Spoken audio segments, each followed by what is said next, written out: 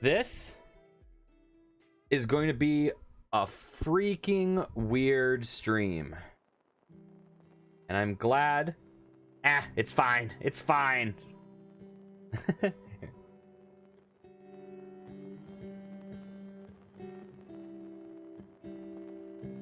Okay. This is going to be super weird, and I'm glad to share it with you, because we can play this together. I'm trying. Okay. This is AI Dungeon. And in this game, we're going to talk to an AI and make a story together.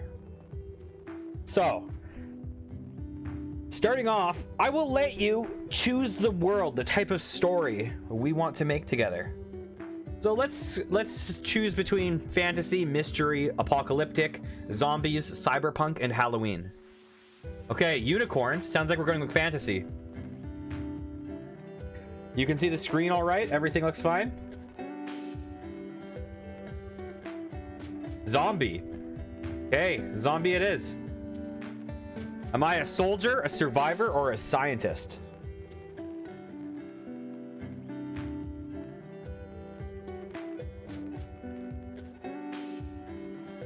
Survivor. Enter your character's name. Do you want to be Hanneken?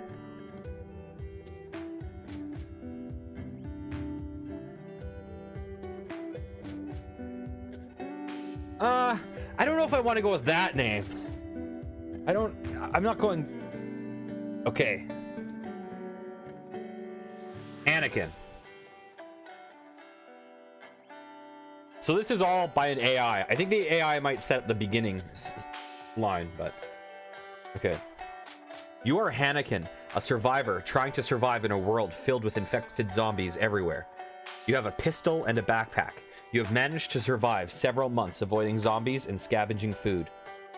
You cautiously enter a rundown store and hear the sound of muffled voices coming from an open doorway. You enter a room with two men who appear to be talking to each other and don't notice you.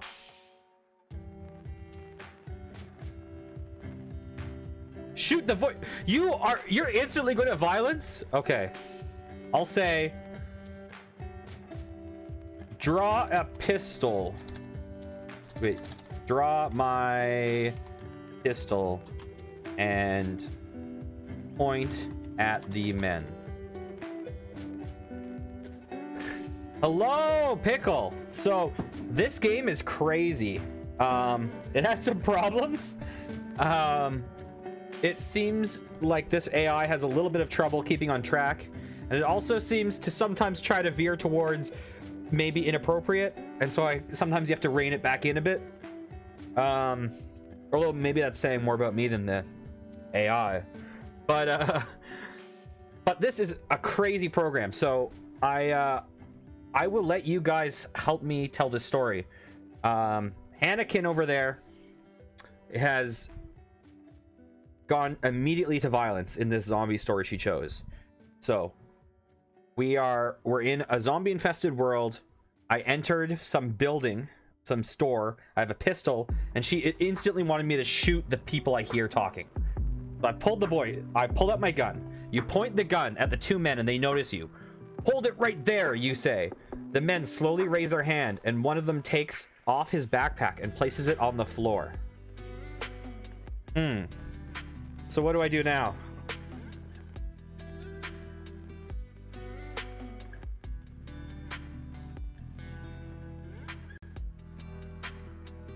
Also, this music I'm playing is apparently royalty free. I've credited the artist. So hopefully I should be safe.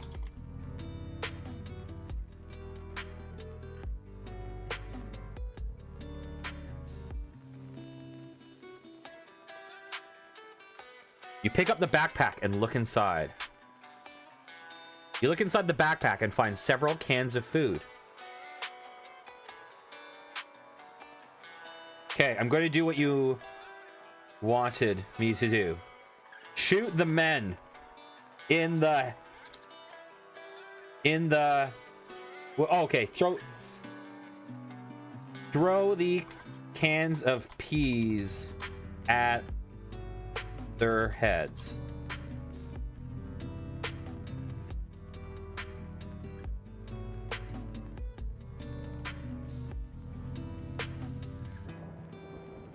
Also, Pickle, you are welcome to chip in and help me get rid of Hanakin's chaotic evil approach to this.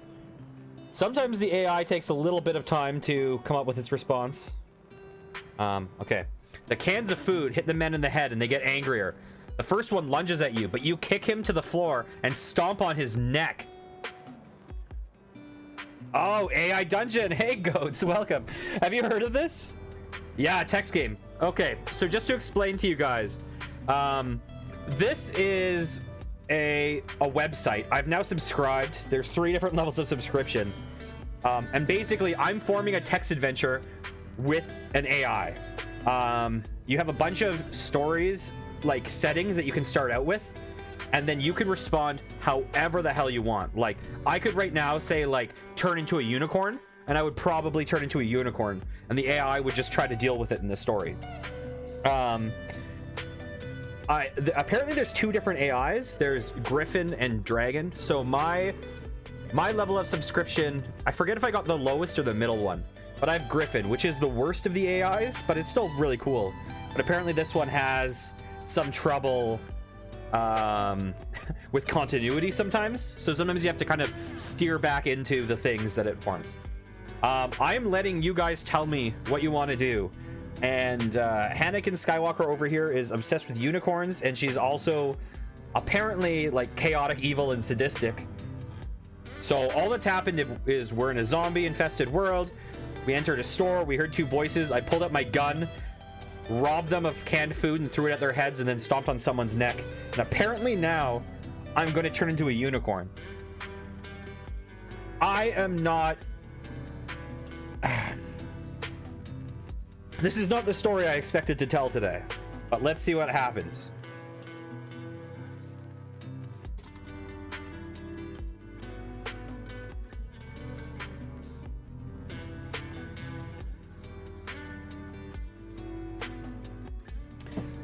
You throw your backpack on the floor and concentrate. You feel your oh my god. You feel your body begin to change, and after a few seconds, you are a unicorn. I'm going to cast a mysterious spell on the men. And I just realized that this might make it turn sexy, and that's not the intention, so we might have to veer it back. You fire a ray of light from your horn, which hits one of the men in the chest. He falls to the floor and begins to levitate, while the other man screams. I thought this was a zombie apocalypse, not a unicorn apocalypse. Why can't it... well, here's the thing. Oh my gosh. I think I'm gonna actually have to find hot chicks. Okay, I promised you that last stream, and now there's no way I can deny you that. Oh my gosh. Find the hot chicks. Oh my gosh. And Hanakin, to answer your question, the reason is because with Twitch terms of service, we have to keep it within a certain level of decency. Now, I have this as an 18+ stream, so that means that there can be a certain level of indecency, but I gotta keep it, I've gotta be careful here. Listen, the runs without limits, that's for off stream. Okay. You exit the store and begin wandering the city. After an hour of searching, you come across a group of hot women hanging posters on the streets. They're from that TV show. Well, you know, I can give you a link to this website. Okay. So, we're now currently a unicorn. We're talking to some girls in a zombie apocalypse that are hanging posters for their TV show. I'm gonna throw cans of peas at the hot chick. Whoa. Hey, Filthy, how's it going? You throw cans of peas at the hot chicks. Let's see.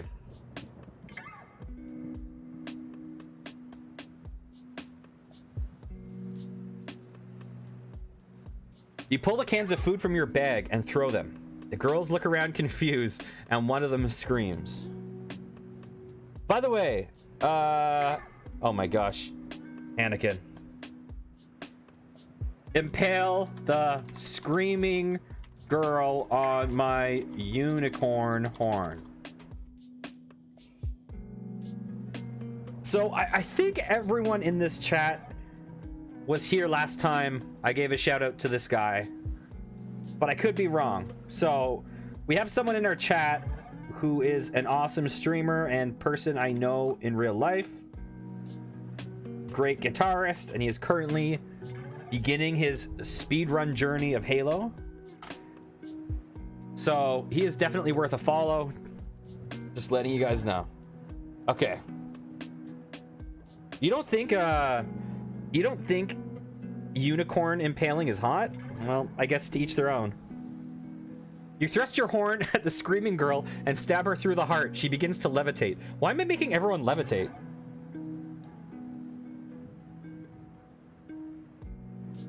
This is... Man. This is some zombie apocalypse. Oh, nice.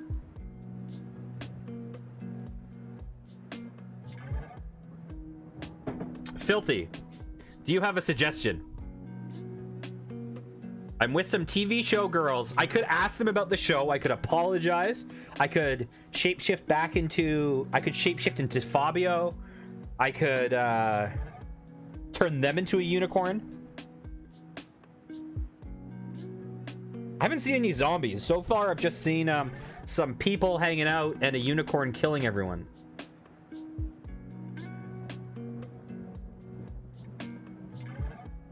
Oh, your kids are back? Okay. Turn the living hot chicks into... Wait, into Fabio. Okay.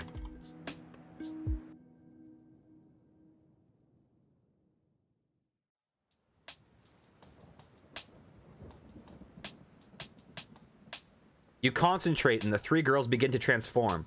Soon, they soon take the form of the romance novel cover model, Fabio.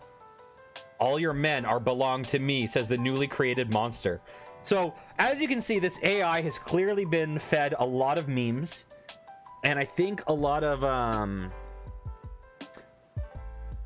people are taking this in certain directions. I was getting, yeah.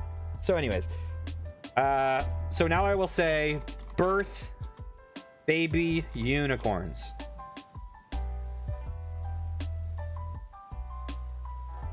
You birth baby unicorns. Wait, I allow the girls to? Hold on a second. I didn't mean for that to happen. I didn't mean for all these Fabio girls to give birth to my baby unicorns all of a sudden. That was not intended. You allow the girls to give birth to several baby unicorns. This right here is single-handedly the... I'm not sure if this is the thing that should make me less afraid that AIs are about to take over the world, or should make me especially terrified of the world that they will create. Okay. Goats, do you have any suggestions? Is there anything you want to see in this? Or Murph? Or anyone? I'm completely open. Just throw your ideas out there and we'll get them in here.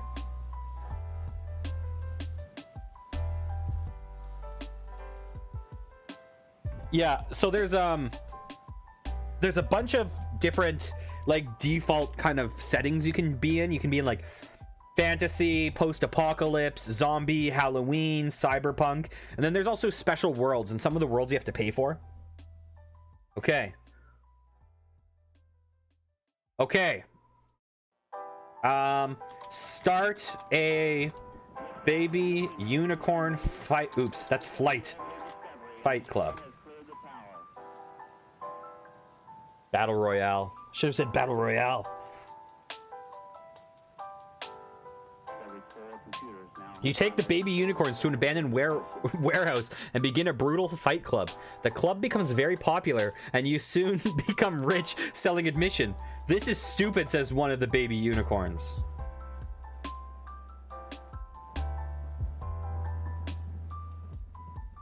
I'm going to say, let's see. Publicly execute the complaining unicorn as a show of force.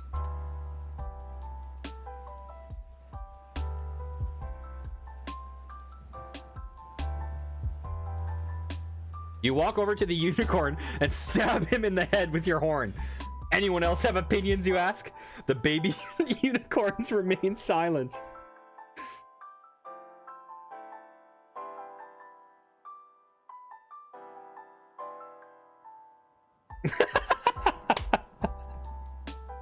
Oh my gosh, this game.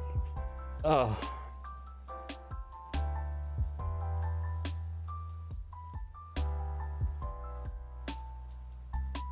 Okay. Watch the... Wait, here. Schedule a fight between all of the baby unicorns and zombified... maybe I should use an actual word. Zombie Bill Murray.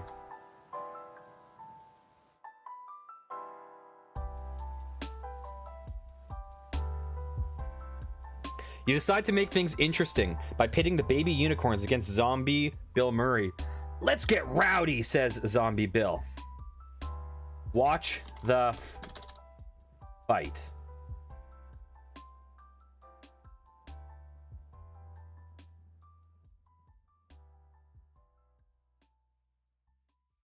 You sit back and enjoy the massacre.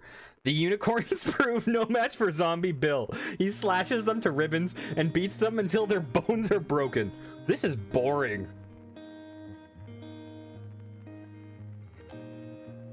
So all my unicorn babies are dead. Okay.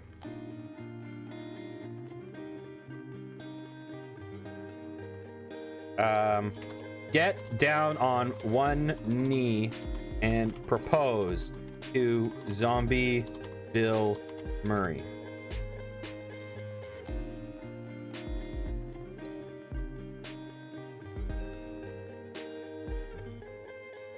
Will you marry me? You ask. Zombie Bill looks you over. Please say yes, you say. Fine, but only if you take me to dinner. Eat baby unicorns with Zombie Bill Murray.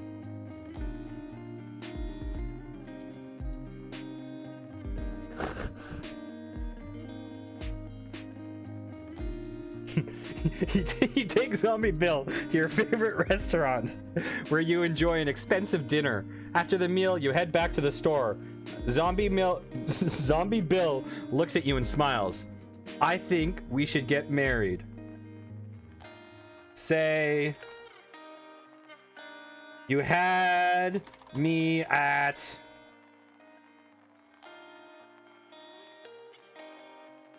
Baby Unicorn Massacre.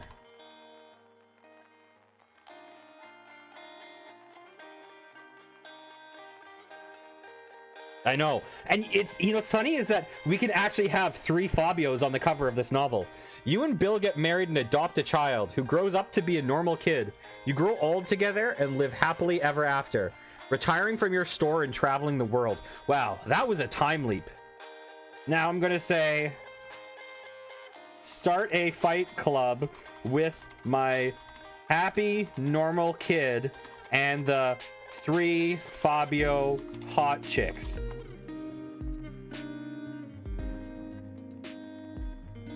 Let's see if this can handle this callback. You take your kid to the abandoned warehouse and throw him in with 3 hot chicks and Zombie Bill. Fight, you say. I like how I was complaining that you were sadistic, and now I've just taken that you're your approach completely. Oh, Jesus. This is too much. Oh, my gosh. This went... I don't even know if I can read this. This went a little too far. Cast... Unicorn... Resurrection on the kid. I feel bad about this. That was just too... That was too far.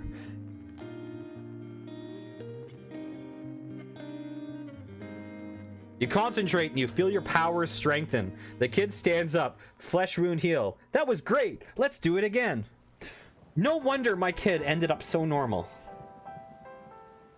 Just good parenting. So did you guys want to end this story here and start a new one?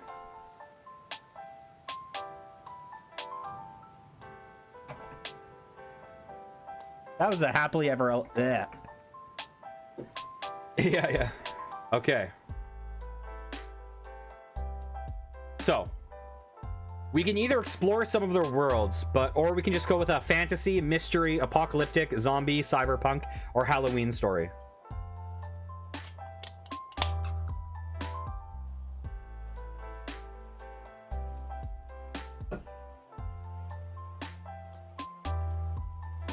Halloween. Okay, Halloween I think comes with a soundtrack, so I might mute the audio I have playing. Okay, how do we want to start this? It was a dark and stormy night. Alone. The Room. Haunted. Note. Halloween night.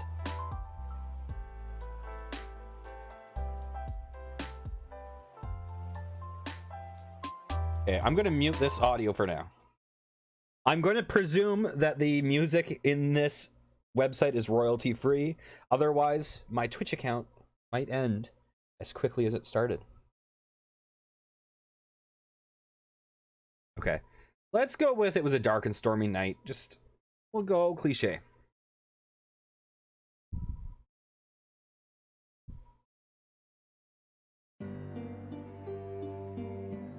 It was a dark and stormy night. Are you sure you want to go through with this? You turn and face your assistant, Gerald. How are we going to respond to Gerald?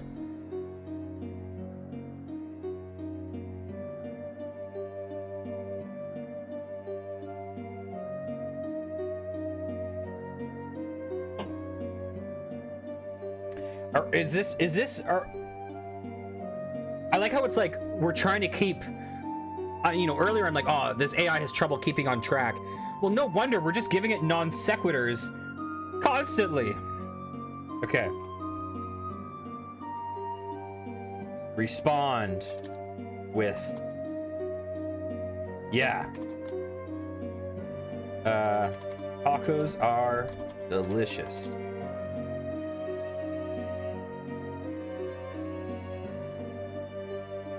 I cannot fault the AI at all for keeping track of this or not keeping track of it, because I definitely cannot either.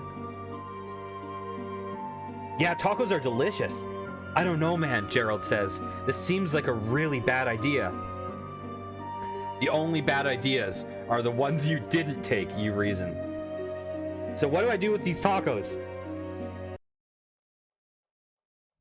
Or do I even have the tacos yet?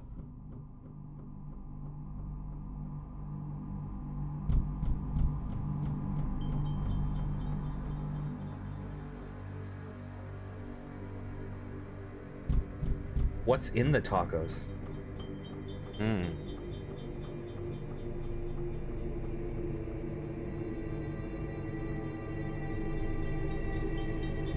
Okay.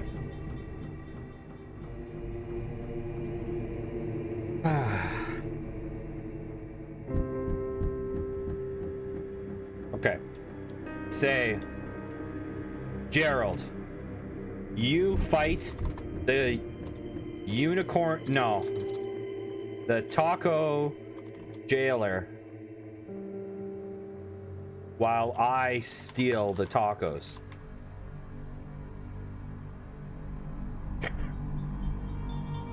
The world makes me hungry for tacos. That's the spirit. You sprint towards the taco stand, while Gerald distracts the guard by yelling at him. You manage to snatch the tacos without problem and quickly jump behind the counter. I love how it's like, it's trying to set up this creepy, spooky atmosphere. The music is playing.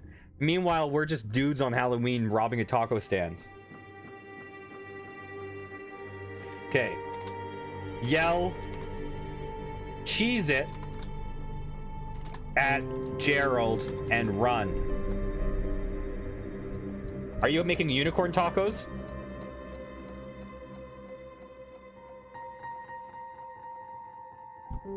Oh, I know, Hannikin. You and Gerald run away from the stand, tacos in hand. There's no going back now, you say. I know that, man, Gerald replies. That was some really scary descriptive writing. Ask Gerald what the really scary descriptive writing said. I need to know what it said. I'm sorry. I have to follow this line of plot. Oh, I said Gerald's. No, now there's another character in our world named Gerald's. Oh, the AI knew I was dumb. Gerald thinks hard for a moment. It was something about blood, I think. You shrug your shoulders. I don't remember. Ask Gerald what is in this taco meat.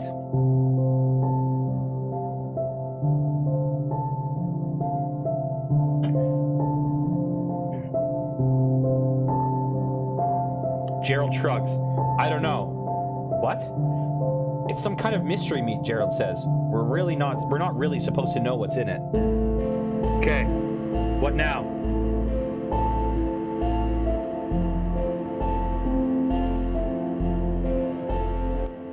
I think that music was a bit too loud, so I'm lowering it.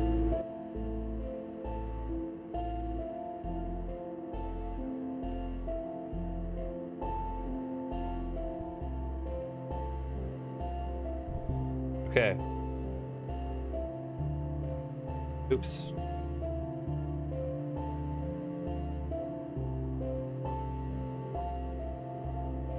To investigate what is in the mystery meat.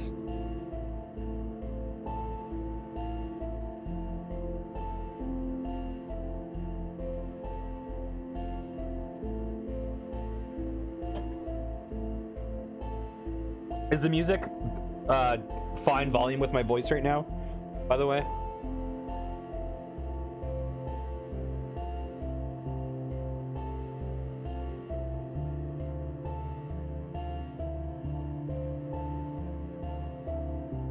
Okay. You walk up to the oh, it's now my taco stand. Wow, this is some twist. You walk up to your taco stand and see what appears to be a note. You open the note and read the message inside. What does the message on the note say? Oh, I don't think this works right. That sentence I did. Yeah. I have to start with like a verb. Okay. The note reads, can't get enough of, oh my god. Oh my god. This is like already a filthy, and by filthy I mean the person in chat saying, okay. The note reads, can't get enough of my meat? Come to the tasty taco stand in the middle of town at midnight for a special surprise. I guess I'll be going to that. Okay. Go to the tasty taco stand at midnight to receive a, oops.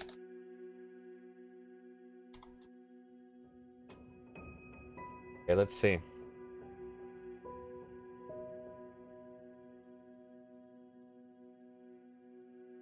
You wait patiently outside the stand for midnight to arrive. Eventually, the hands of a large clock atop a nearby bank reach 12. You see a man exit the taco stand. Look at the man.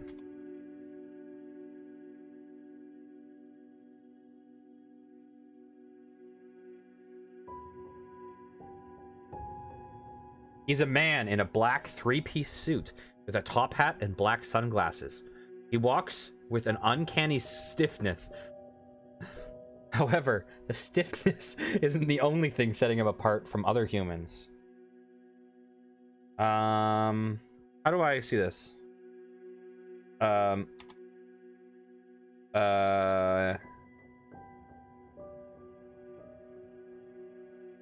want to figure out how to phrase what set the question that figures out what sets him apart from other humans. Get down with the stiffness. You mother, get up. Come on, get down with the stiffness. Okay.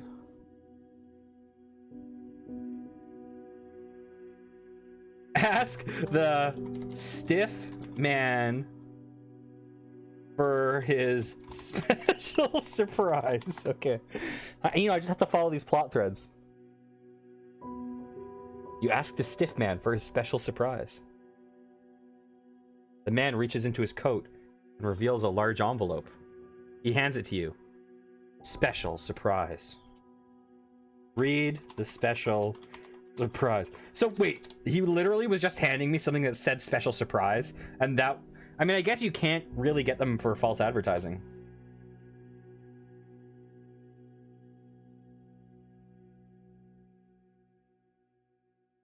Yeah, really. You open the envelope and find tickets, airplane tickets, to a faraway land. It's plane tickets, you say in disbelief. Yes, keep reading.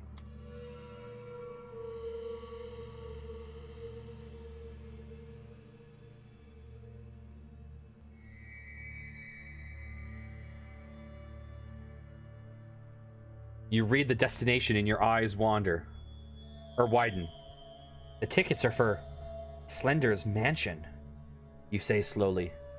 You look up at the man in the three-piece suit. Look at man. Oh my gosh, is it Slender Man? Did he just send me a plane ticket to his house? You look at his face. He has no eyes. There's two black holes where the eyes should be. His nose is absent. A small hole being where the nostril should be. How do I respond to this discovery of Slender Man in front of me with tickets to his mansion? Apparently he has an airport at his house, and this ticket goes right there.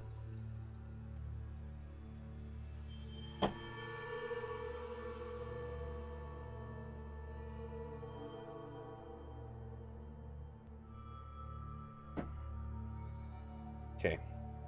Is run in terror really, is that what you want me to do?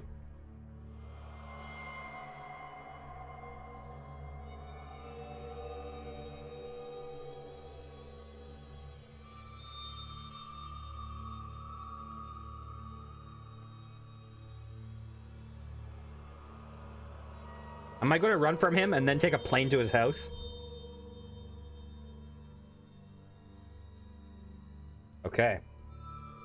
By the way, I did a test, a really small test one right before this. I actually did a couple test ones before this. The first one was, it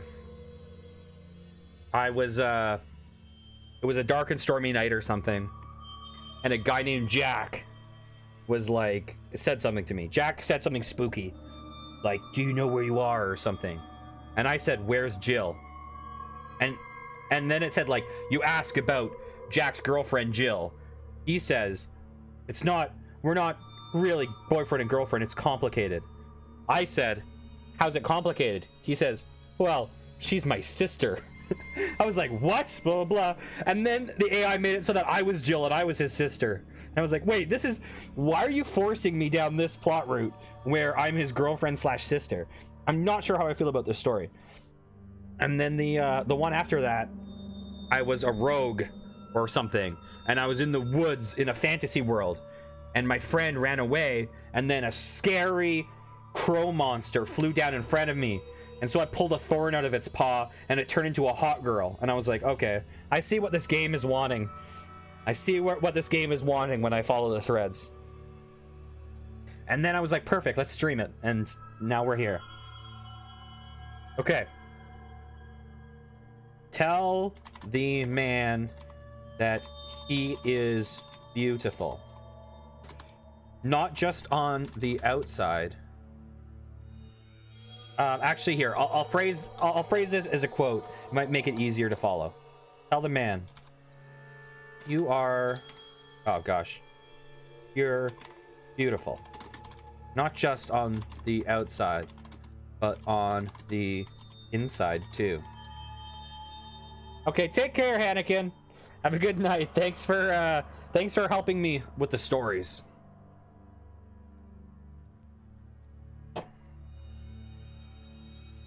The man nods his head in approval. I am. Are you ready for your surprise?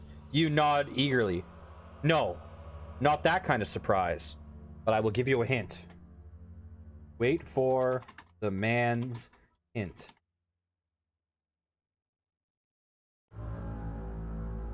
You wait for the man's hint.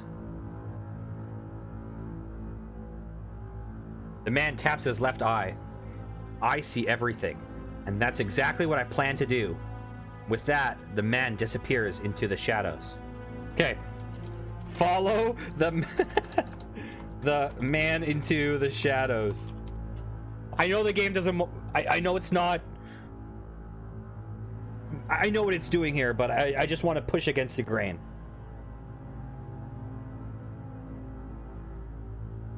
And you walk into the shadows and find yourself in a place you've never seen before. It seems to be some kind of waiting room. Okay, I will defer to you guys now.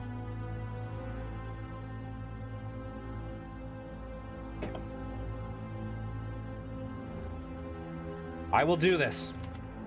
Make an athletics check.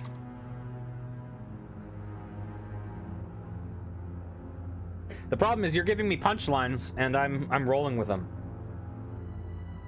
You try to vault yourself over the counter, but miss and land on the floor. With a loud thud, you hit the ground.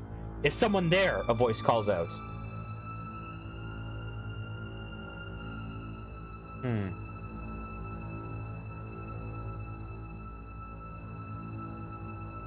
How do I respond? Or do I respond? Okay. Say, nope. Nobody here.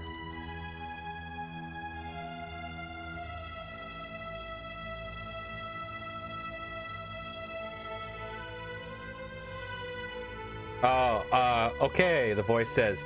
You hear footsteps, and then a door opens and closes. You walk over to the counter and look at the many tickets lying there. Read the tickets.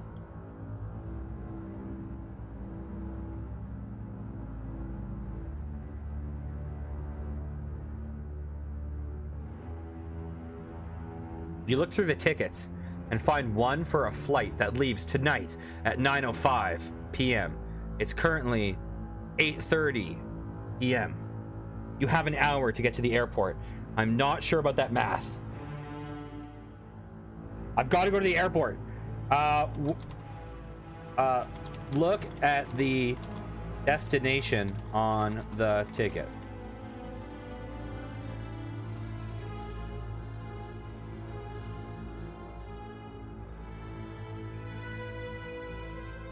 You see a paper ticket with many words.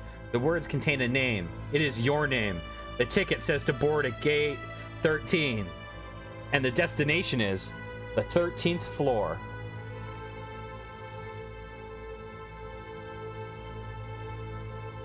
Take the ticket to the airport. Actually, here, let's take the ticket and board at gate 13. I want to see what's on the 13th floor. This sounds creepy. Can you imagine that pilot that just like, you get on the gate, you fly up and then land on the top of the building? You see a line of people all holding tickets, boarding a plane at gate 13. You walk up to the man at the front of the line and hand him your ticket. Wait for the man's response.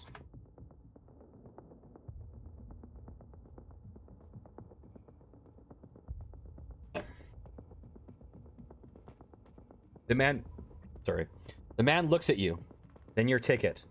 He then motions you forward. As the line moves forward, you see many people around you. All of their faces blurred. You cannot make them out. Put on my glasses and look at their faces. You put on your glasses and look at their faces.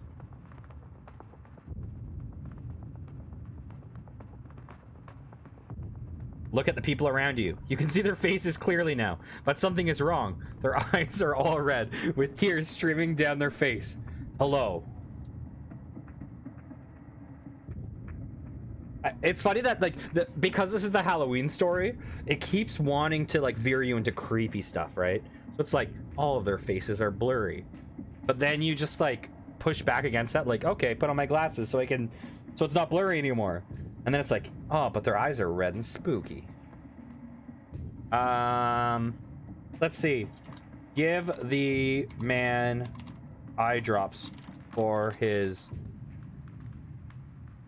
red eyes.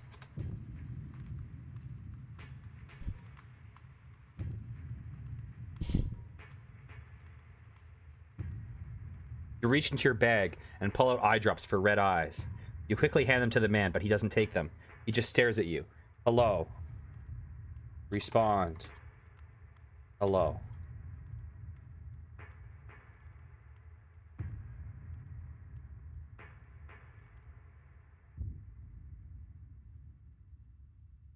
The man looks at you, a look of terror in his eyes.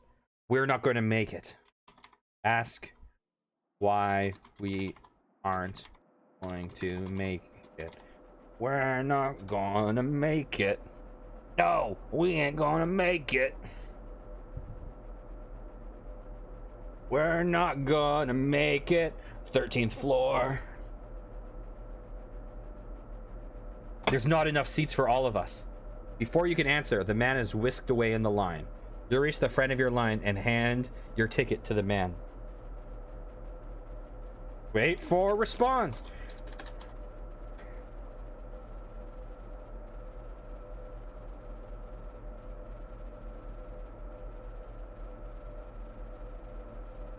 The man looks at you, and then your ticket. He shakes his head. I'm sorry, there's no more room in your flight. Say, yes, there is. I brought my own seat.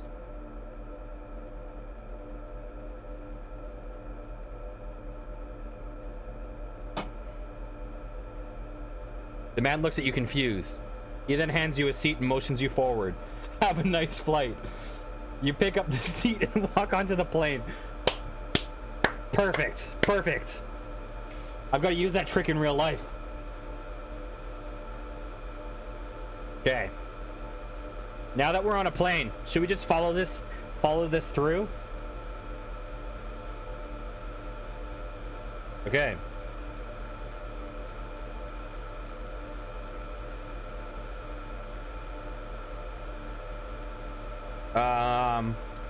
Check carefully to make sure there are no snakes on this plane.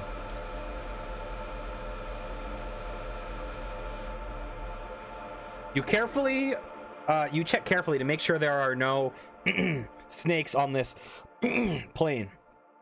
You slowly walk down the aisle and take a seat. You fasten your seatbelt and see a man with copper skin and white hair look at you and give you a smile and wink. I'm gonna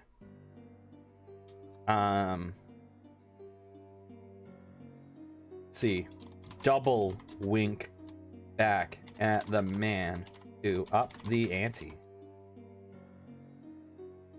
I believe a double wink is also called a blink.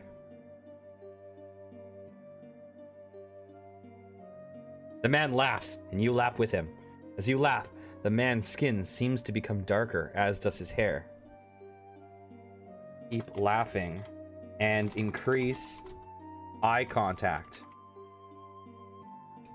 Filthy, listen, I would take off the pants, but this game, it will follow through with that suggestion. You continue laughing, as does the man. His face seems stretched, and his eyes are gone. Reach behind the man's ears, performing a magic trick. Reveal to him that you had his eyes all along. Say, got your eyes, and return them to him. Okay. You reach behind the man's ears. Okay, yeah, that's exactly what I typed. You reach behind his ears and nothing is there. It's as if the man has no eyes, but instead 2 gaping holes remain. The man screams an inhuman sound. The plane shakes violently. That did not go how I'd hoped. Dang it. This guy was such a good friend of mine. I just wanted to give him his eyes back, but instead he screamed and the shake. The plane shook.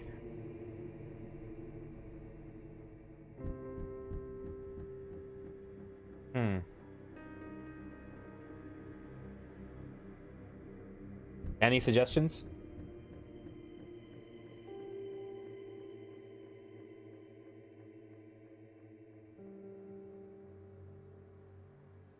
Okay.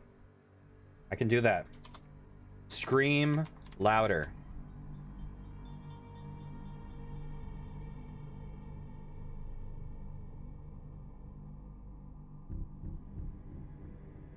The man screams louder, and something slips from his pocket. The plane drops suddenly, and you struggle to keep your seat. I mean, maybe because I just brought a seat and sat it on a plane. You manage to get to your feet and stumble towards the man. Pick up what slipped from the man's pocket.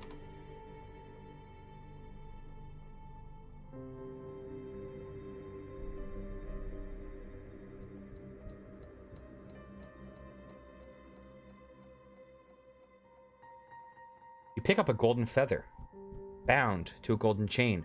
As you hold it, you feel a warmth spread through your body. It's a gift. Cry from happiness at the man's generosity.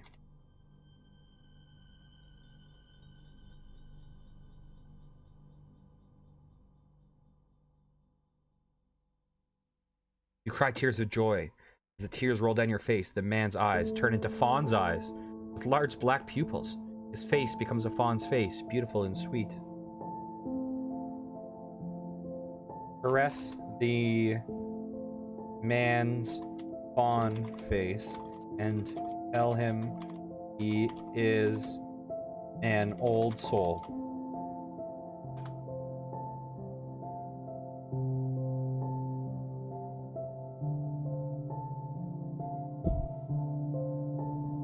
The fawn's eyes change again into the familiar shape of an eye you knew long ago. Dad? I love you, son. Okay, this story has just lost all credibility for me. I'm turning this off. Wow, way to just break. Oh my god, how am I supposed to suspend disbelief now? This is ridiculous. I'm just kidding.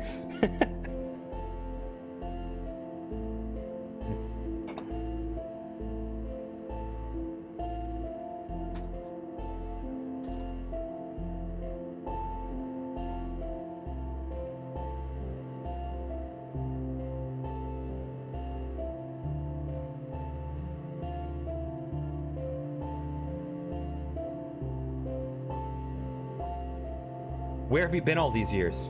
Everywhere. The fawn's eyes become the all-seeing eye you saw before. Every color of the rainbow is visible in that eye, as well as things you can't possibly comprehend.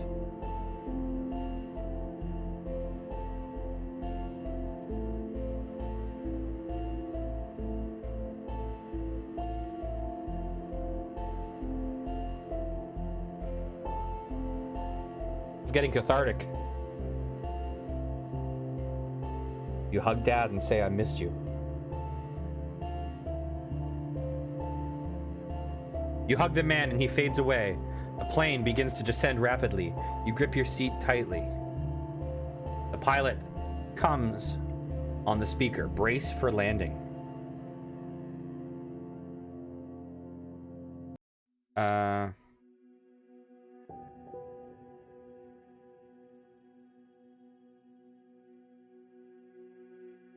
Okay. Fine. Don't brace for landing and ask for coffee loudly.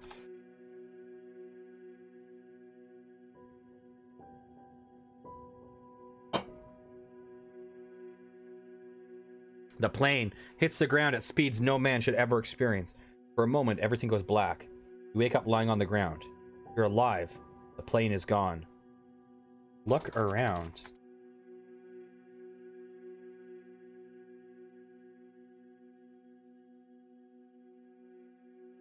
I wonder if you can, like, save these stories in, like, text form.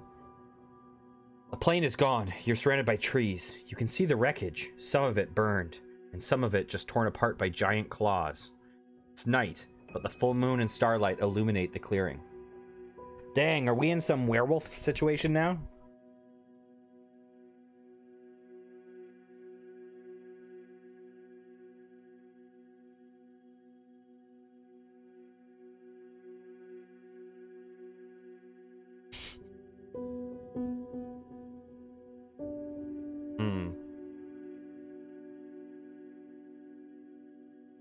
Oh my gosh. Okay. You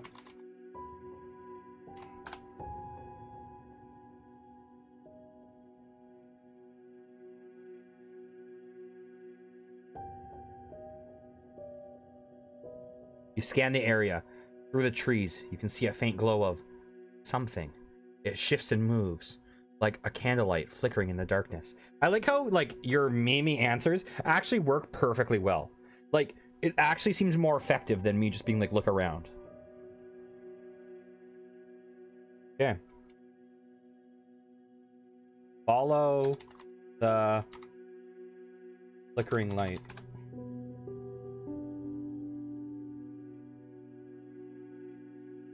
Also, if anyone else is there, totally free to throw whatever answers you want, and I will incorporate whatever I see fit.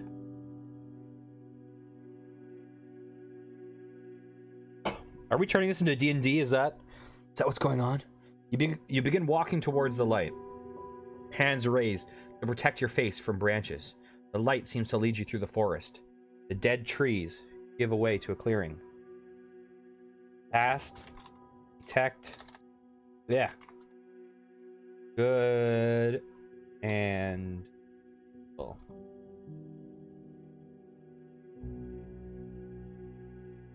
You cast Detect Good and Evil. By the way, just so you know, this AI can also do multiplayer stories. I have no idea how that works, but there's multiplayer in this. You feel the energy around you and focus on it. The view of the clearing is now overlaid with a distinct black and white grid.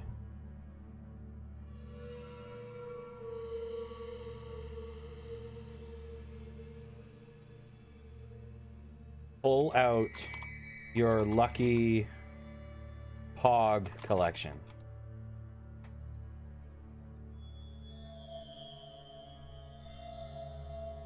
Oh my god, you're right. You're right. A Pog with a wolf pattern on it appears in your hands. You must have grabbed it from your bag somehow. You don't remember doing that.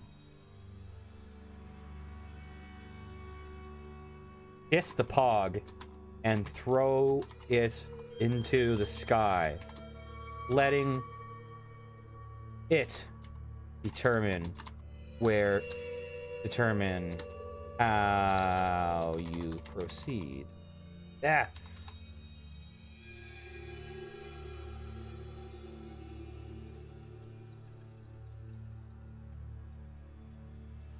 The Pog flies into the air and seems to hang motionless. You watch it carefully as it begins to fall. You feel your heartbeat synchronized with the Pog's oscillations. Watch in... What's a good adjective? Actually, here.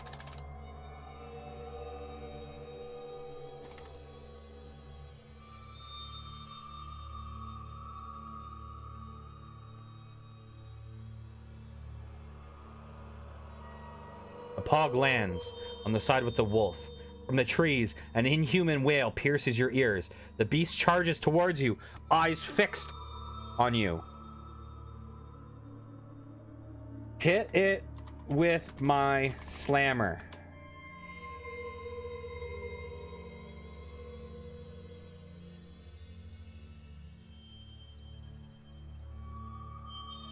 You wind up and hurl the heavy metal disc. I love how this AI knows the pieces of Pogs. Oh, it's great. You wind up and hurl the heavy metal disc. It meets the beast's skull with a sickening crunch. This creature stumbles, but keeps coming.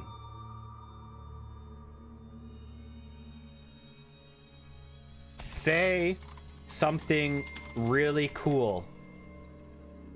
And then do something even cooler.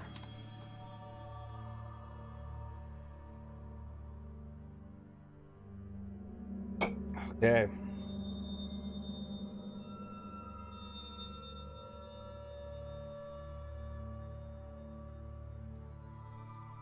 Come on, AI, you got this. Come on.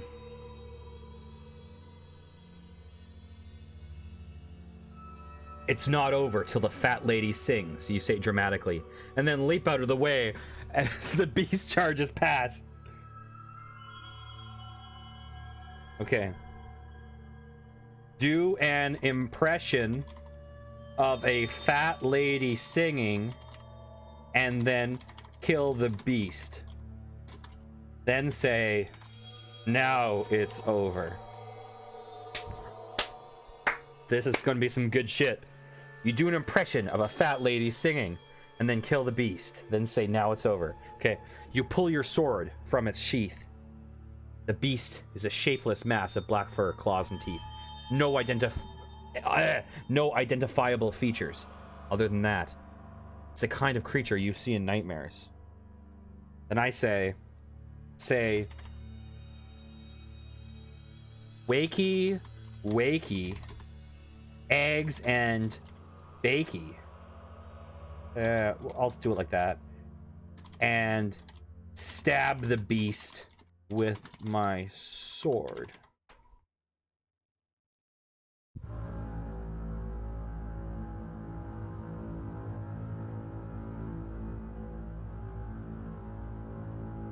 The sword goes right through the creature's flesh, leaving a wound the size of your fist. Green goo spurts out, along with a disgusting smell.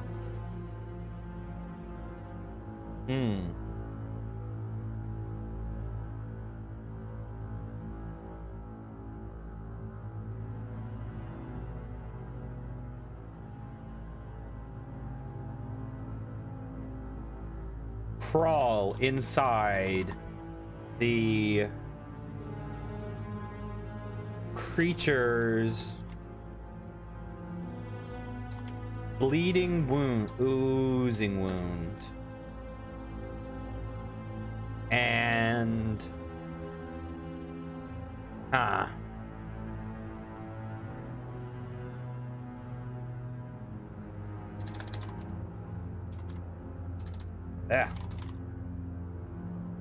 Okay, let's get dramatic.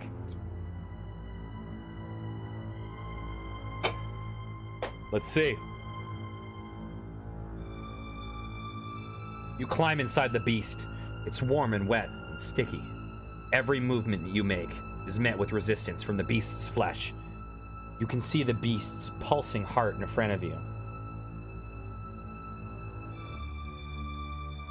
Say, it would be too bad if you suffered a heart attack and stab the beast's heart.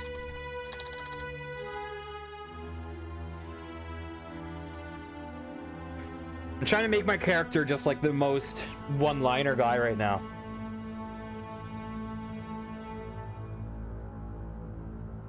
The beast's heart stops beating.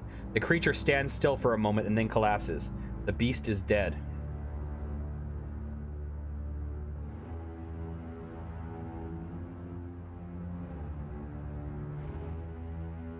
Say hilarious, timely one-liner as I walk from the beast's corpse.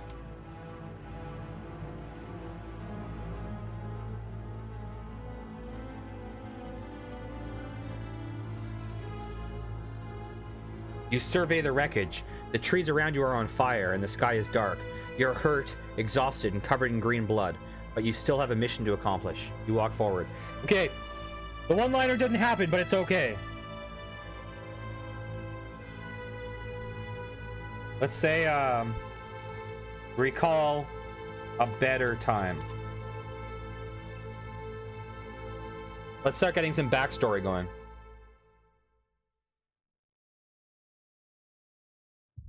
Your father and you are sitting at the dinner table. You've been out hunting all day, and now you're finally enjoying your fresh-caught prey.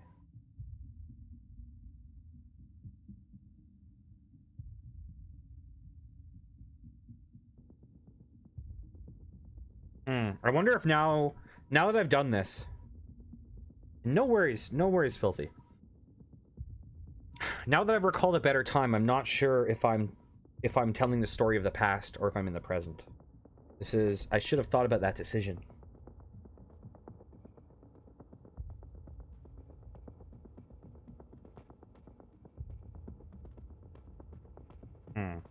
How should I proceed? This is a tough one.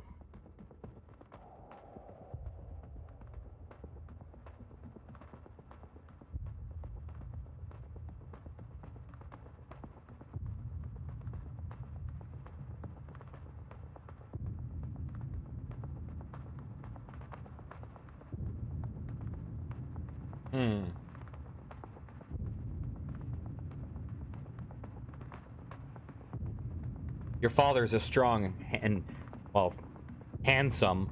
So clearly that's some AI learning from someone. Your father is a strong and handsome man.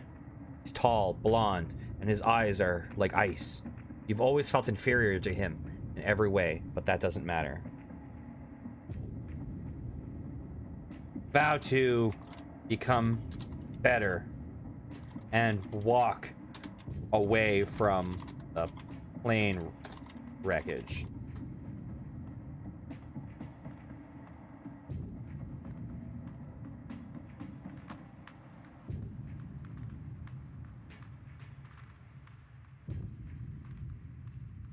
You walk and your spirit fades. Your body collapses to the ground. Grab my lucky pog before I pass out.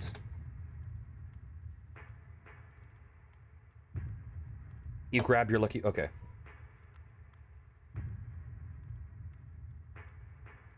You feel consciousness slipping away from you. You see the images of better days. The forest, the lake, your home, your family. Everything is dark now. Open my eyes. You open your eyes. Okay.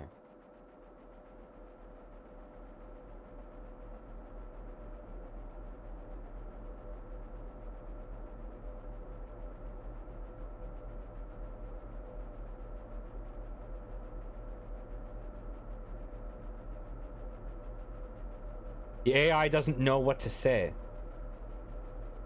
Let's okay. Alter, undo, or try again. Okay. Wake up from the nightmare.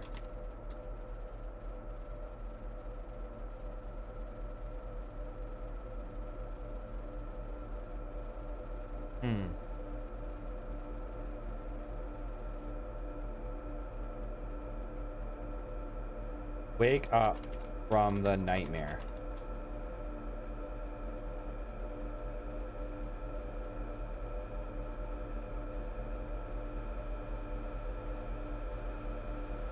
You awaken, lying on cold, hard stone. You groggily look around and see that there is no light at all. You try to sit up and find that your hands are tied together. Call for help.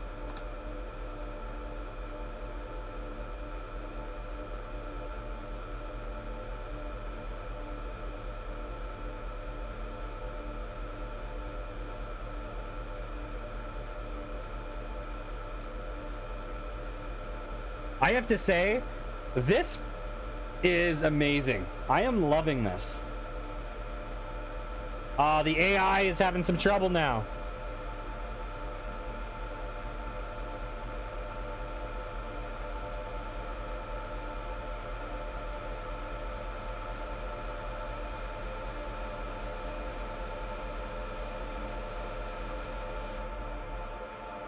Okay, we gotta undo that. Okay. Untie hands and leave a bad Yelp review.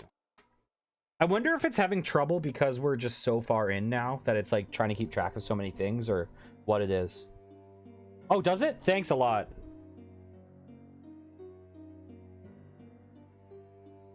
And welcome to the chat, by the way. You slip your arms free from the rope that was tying them together. You crouch on the ground, trying to find a lighter in the darkness. Your hands touch something cold and metallic. Yeah, I was trying to set... I think this is just AI Dungeon, not AI Dungeon 2, but I couldn't find that option on Twitch, so I wasn't sure how to label this.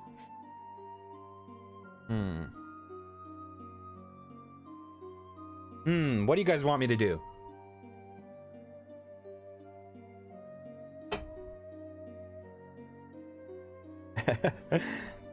We did some crazy stories earlier. We had some sadistic people in chat that took the story in a very unexpected direction. It was supposed to be a zombie story, and it started off with us walking into... Yeah, really. Okay, it started with the people in chat, and then I went a little crazy, okay? But, you know, I was trying to make the people happy. You know, in a certain sense, I was kind of being a hero. So yeah, we heard a voice in a store and we immediately robbed them with a gun and then stole their cans of food and threw the cans of food at their head and then stomped on one of their necks and shapeshifted into a unicorn and impaled them, and found some hot girls from a movie that were putting up posters, and we turned them all to... we impaled one with our horn. We turned the others into Fabio. We started a fight club after they birthed a bunch of baby unicorns. One of the unicorns complained, and I killed it. And then the baby unicorns fought with Bill Murray in zombie form. Bill Murray won and killed them all. I proposed to him, and he said only if we eat a good dinner. So we ate the dead baby unicorns as dinner. We got married and lived happily ever after, and adopted a child, and the child became normal. And so then I made the child fight the 3 Fabio hot chicks, and they really graphically and upsettingly tore apart the child and devoured it. So I brought the child back to life with my unicorn magic. And the child was very happy and said, let's do it again, and we ended the story there.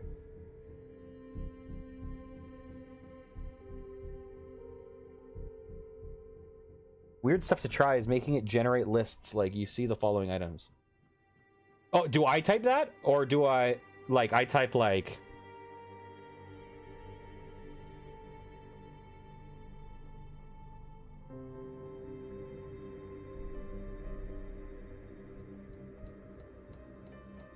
Like, I'm making the items appear in the world, like, see the following items. 1. A protractor. 2. Oh, I just leave it at the 1? Like that? Okay, let's see this.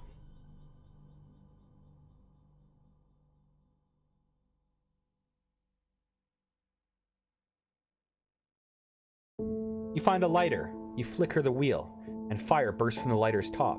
The flame illuminates your surroundings. You're in a small cage made of rusted metal. Yeah, are you, have you subscribed to this, like, site? Because I think I subscribed to the middle option. I might have subscribed to the lowest. I can't remember, honestly. But I know that there's, like, 2 different AIs you can choose from, depending on what you which level you subscribe to, and I've heard that Dragon is better at keeping on track. This honestly seems pretty good. It does try to veer away sometimes, but honestly, I can't blame it. Like, I've been saying the stupidest stuff. It's pretty insanely impressive. Ah, cool.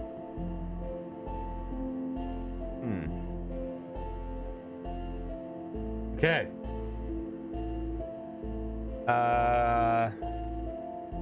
Anyone want to see anything specific, or should I just follow the line? Yeah, it's, you know, like, it sometimes does things like, so one I did right before stream, just testing it, it was like, you're in a forest, you hear a strange sound, I listened for the sound, and it was like, a hooded figure appears before me.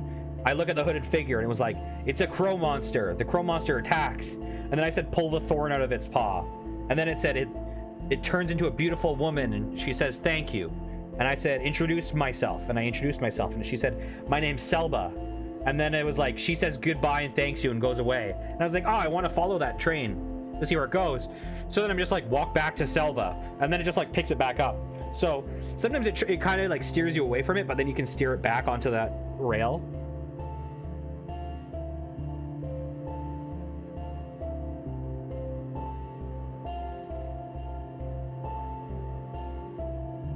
Oh, cool.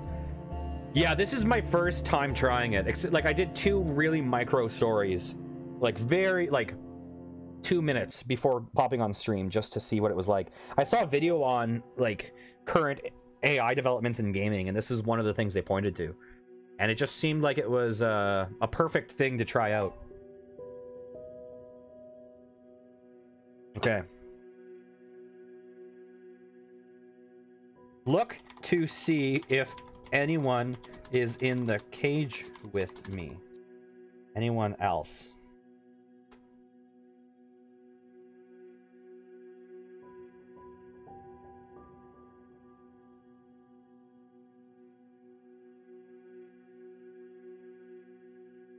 Oh, for best results, use second person. Okay, that's good to know. You're alone in a cage, which is on a flatbed trailer. The trailer is parked inside a warehouse, which has several other trailers and shipping containers around it. A warehouse? Isn't that where we had the Unicorn Fight Club? Okay.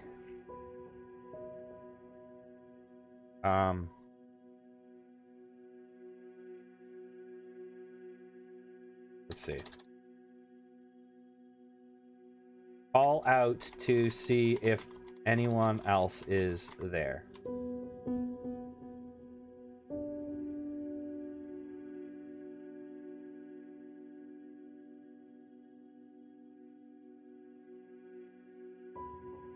There's no response.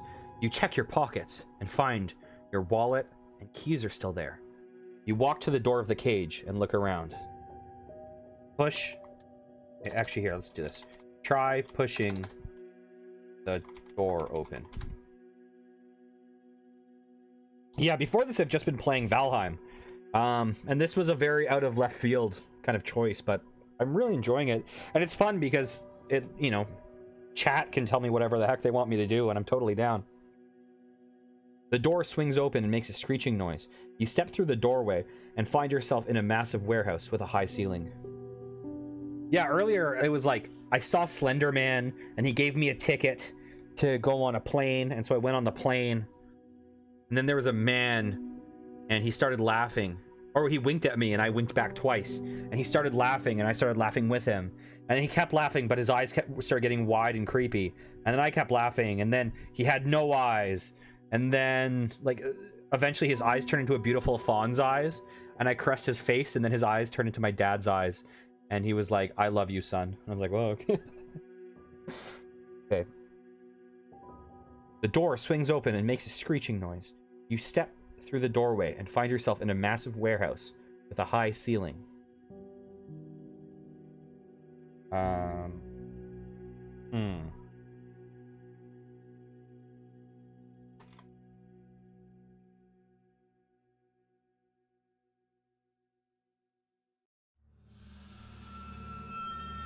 Look around the warehouse for signs of struggle.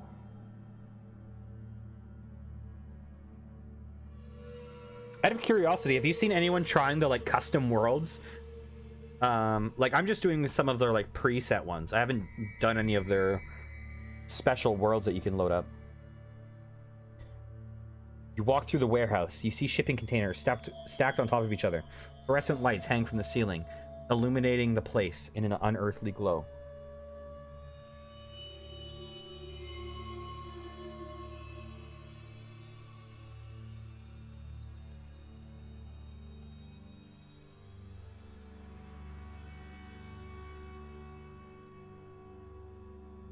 Say, let's see, if there are any undercover cops in here, you have to be clear yourselves.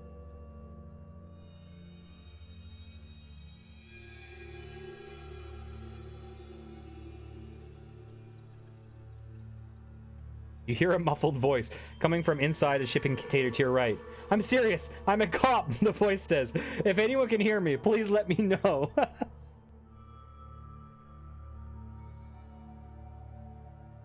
Yeah, I haven't tried multiplayer or seen how that works. But I saw that it was an option. That'd be really interesting to check out. Open up the... Is it a shipping container? Yeah. Shipping container.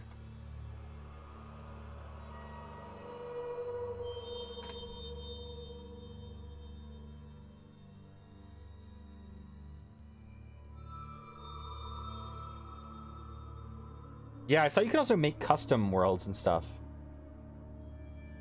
It's really interesting to like. I wonder how this. I don't know. I wonder how some of this stuff is made in a way, because it's like this is the Halloween story, and so it clearly keeps trying to veer me towards creepy things, and then you can push back against the creepiness. So it was like you're surrounded by figures. You look carefully, and they all have blurry faces. And so then I put on glasses and look at their faces again. So it's like, oh, okay. The AI is like, oh, your eyesight's better now. It's no longer blurry. So it's like, oh, you can now see their faces clearly, but they all have red eyes that are crying blood. So it's like, okay, I give them eye drops. But so every time you push back, it wants to veer towards the horror story thing, which is kind of cool. So it's interesting that there's different tendencies depending on which of the presets you choose. Okay. Say, I promise... Wait, what does this even say? You open up the container, and a rush of cool air hits you. You look inside the container and find a man sitting in the corner. He looks at you fearfully. I promise I'm not a monster. Do you promise you're not a monster? That's a callback to my childhood with my sister, Five Pickle Morning, who did this channel art for me, and that she hates me shouting out. Okay. Anyways, you say, I promise I'm not a monster. I'm sorry. I had to. I think the AI might struggle on this one. We'll see. Doesn't know. I'll try to retry a couple times just to see.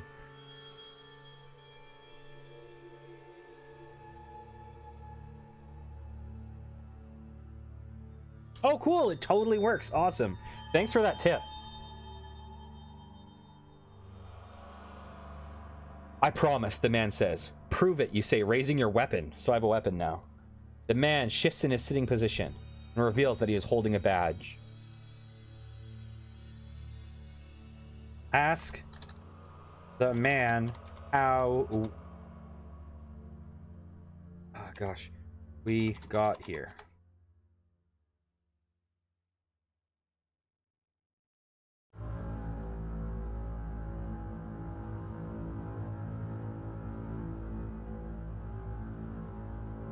I was tracking a suspect, the cop says.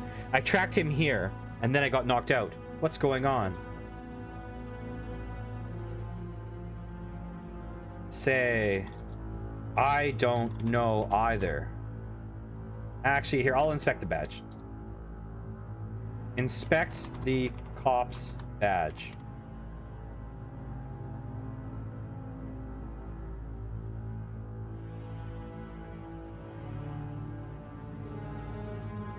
Well, yeah, I think to do something like that, I'd have to phrase it like take the man's $5 or something. Okay. The badge is shiny silver. The badge is shiny silver and has the letters SKCPD written on it in sharp black cursive writing. You turn the badge over and see the name written on the back. Read the name on the badge.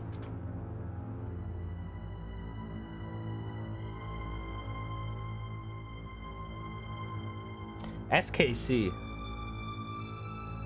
Jane Doe. Okay. Story suddenly seems a little suspect. Story. Yeah, I don't even know how to do that. I haven't really looked into it at all. So I'll definitely poke around with this a bit more off stream. Okay, you put the name on the badge reads Jane Doe. You put down the badge and hear the man pick it up. That's my name, he says. You question the officer. Bottom left. The bottom left do but oh! Oh! What is that? ST do, say, and oh. Oh my gosh. It's kind of cut off on my screen, as you can see. So the third is story. Wow, thank you so much. That will probably help a lot. So with story, how do you use story?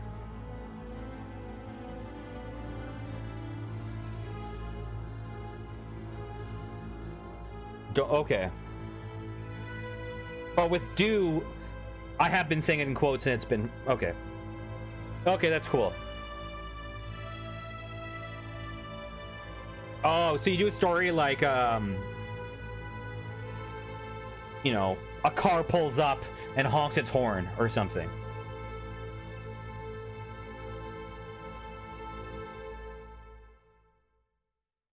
Asking if Jane Doe really is his real name. Okay, that's cool. Thanks a lot. That is useful.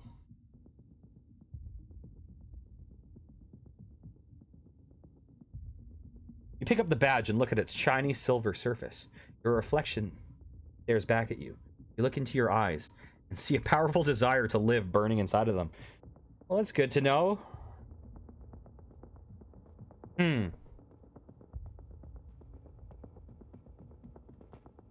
Return the badge to the officer and say, let's leave this shit all, Jane.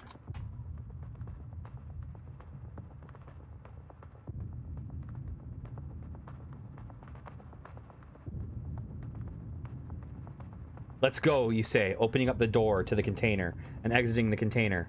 You see a line of vehicles parked outside the warehouse, their headlights cutting through the darkness. Okay. Any suggestions on direction?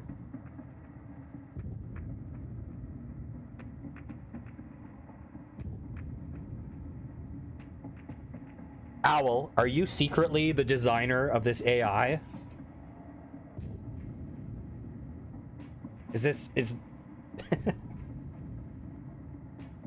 Or are you actually an AI that has escaped this program and you're talking to me, but you're actually... Okay.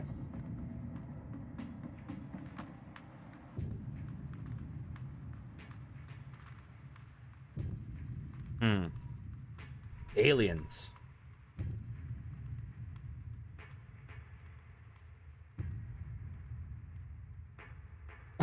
Oh my gosh.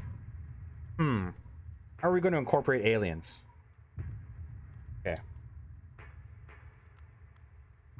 Hide from the aliens I see behind the cars.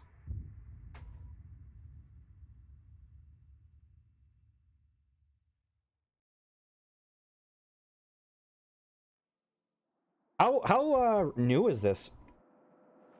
Yeah, I saw that. Is this AI Dungeon 1? Because I saw that the Steam category only has AI Dungeon 2, and I'm not sure what the deal with that is. You hide behind the nearest vehicle and peek your head out to see what's going on. Are we safe? Jane asks.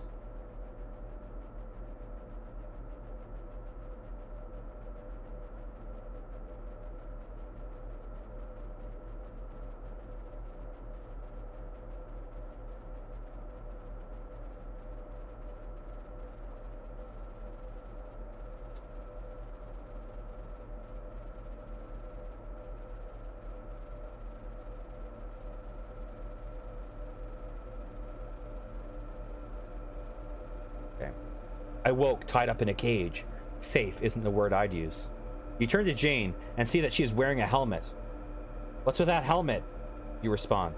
It's a gas mask, Jane responds. Okay. Filthy. Oh my gosh. Okay. Filthy, for the record, is my brother-in-law. And I'm Canadian and he is American. So he's definitely trying to veer into the Canadianness. Here. I'll make you happy, Filthy. Put on my butter tart scented gas mask.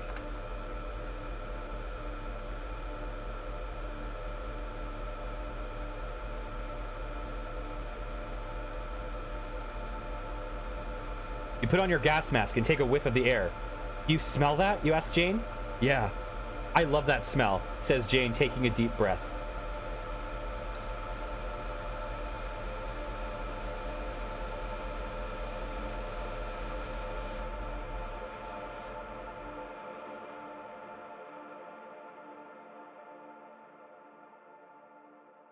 So you're Canadian too? I am, Jane responds. What part, you ask? Northern Ontario. Beautiful country, you say. I'm from the Niagara region. Never been. Oh, I guess that. Okay.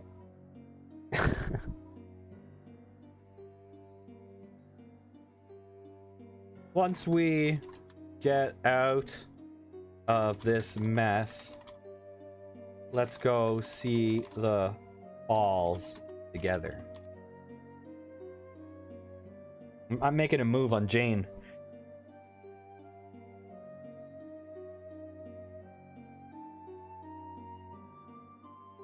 Jane pauses and looks at you. Oh, Jane changed into a girl partway through. Jane pauses and looks at you. I'd like that, she responds. You hear a loud bang coming from the front of the warehouse. They're here, Jane whispers. Who?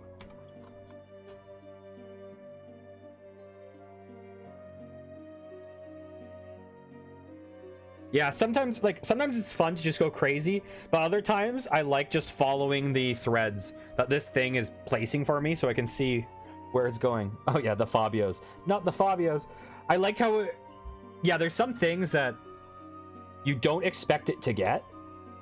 But like when I said like shapeshift into Fabios, it was like the romance novel cover icon, Fabio. And then it popped into some memes.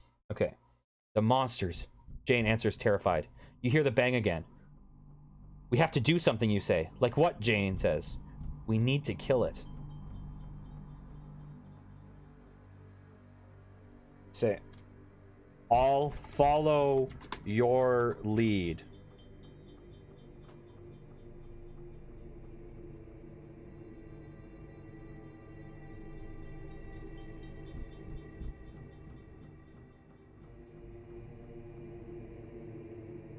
You see Jane nod in the corner of your eye. Ready, she asks. Ready, you answer. You both stand up, preparing yourselves for battle. Go, now!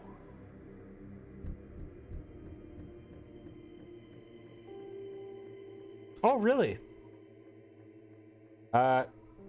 Is that from, like, another menu, like, from the main menu or something? I also wonder what flagging is for. Like, if it's, like... I don't know. Just like if people train it to say just horrible things and you're like, yeah, let's not have that in this AI. Oh, really? I have no idea what the default is set to, but this has been pretty, there's been some weird stuff. Okay.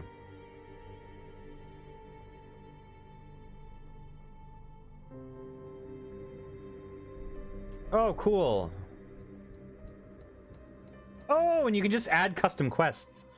Oh, that is cool. Okay.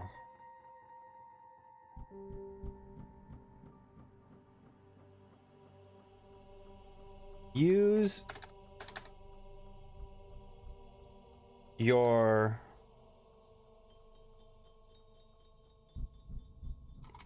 Animorph power and charge the monsters.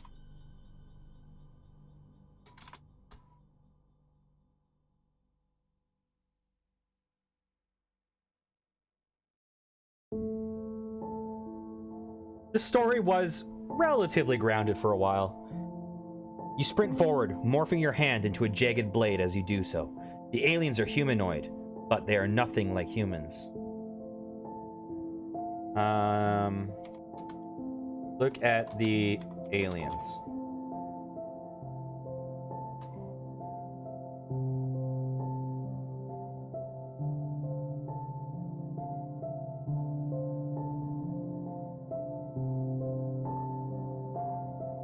They're gray, about 6 feet tall. They have no nose or ears.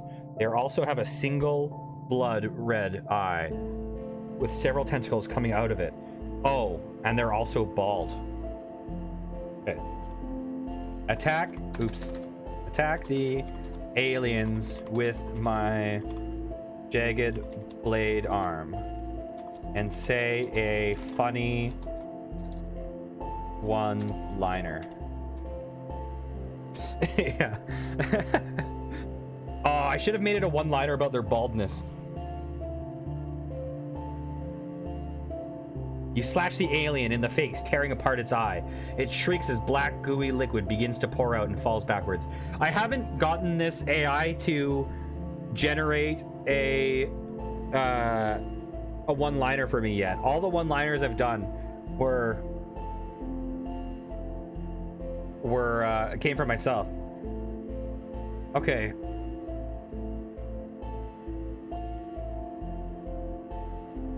Slash an alien's head and say, oh, sorry, was that too close of a shave?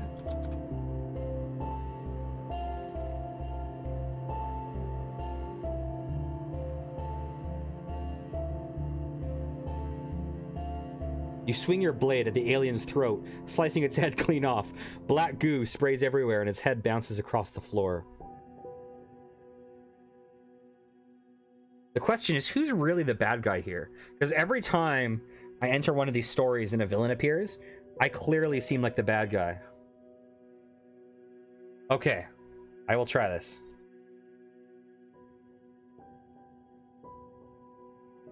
Funny one-liner. Let's try this.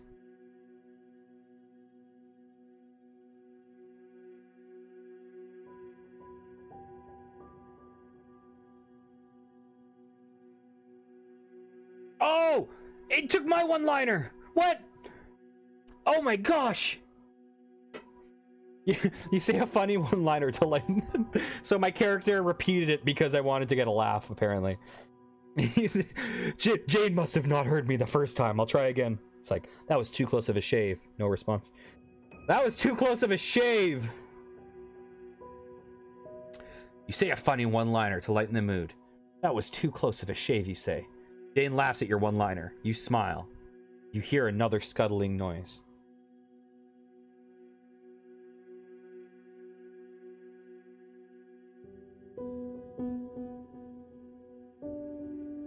Oh. Okay. That's cool. I will remember that. Scuttling noise. Throw your trusty slammer towards the scuttling noise. Then say the... Wow, I'm struggling at typing.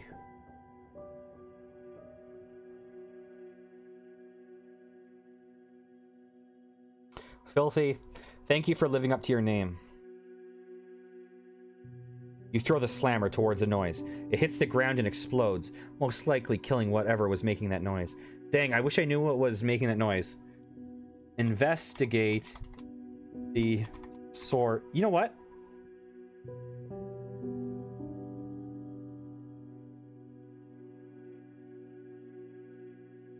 I am undoing. Look towards scuttling noise. I need to know. I don't just want to get rid of it.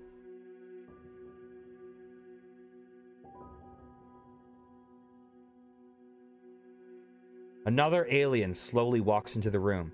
You see more enter behind it.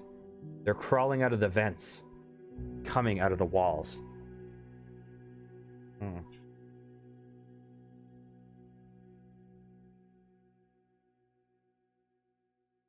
How do I want to resolve this, guys?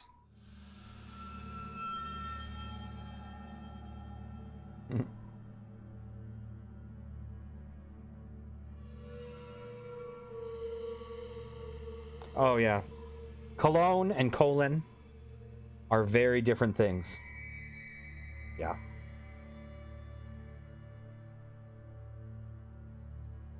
Use your Patronus.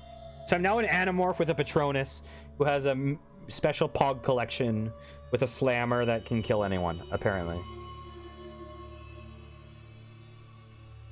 You utter a few incantations, and a glowing mist appears in front of your face.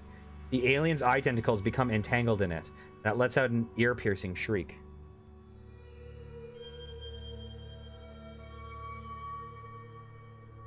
You say the funny one-liner. I'm really trying to impress Jane here.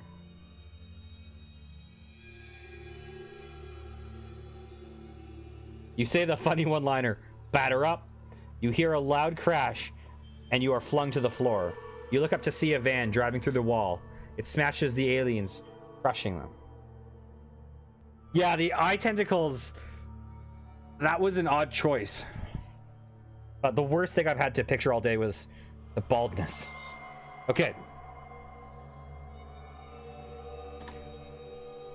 Grab Jane's hand and lead her to the van quickly.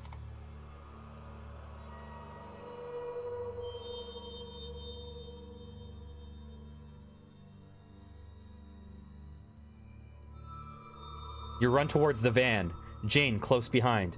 Hey! You hear a voice shout from above. You look up and see a man floating above you.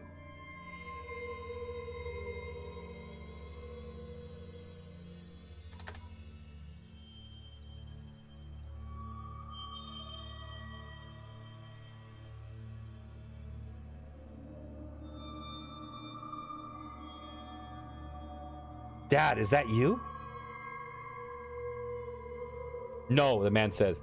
My name's Sam, like in the Bible. I'm an angel of the Lord.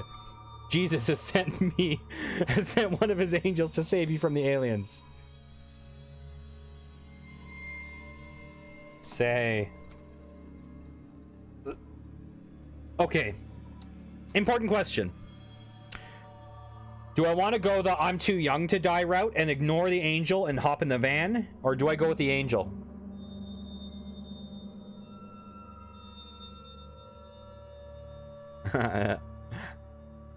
No and improv. You're classic.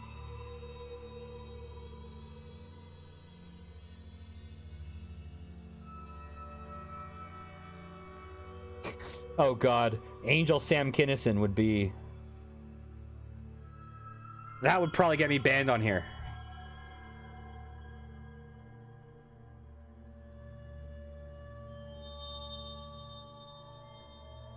Well, So, do I go van route or do I go angel route? Because we're at a crossroads right now. Do you want to get Christian up in here, or do you want to Okay, I'll be right back. I have to go to the bathroom very badly. I will leave you guys for a second with this beautiful artwork drawn by my sister, Five Pickle Morning.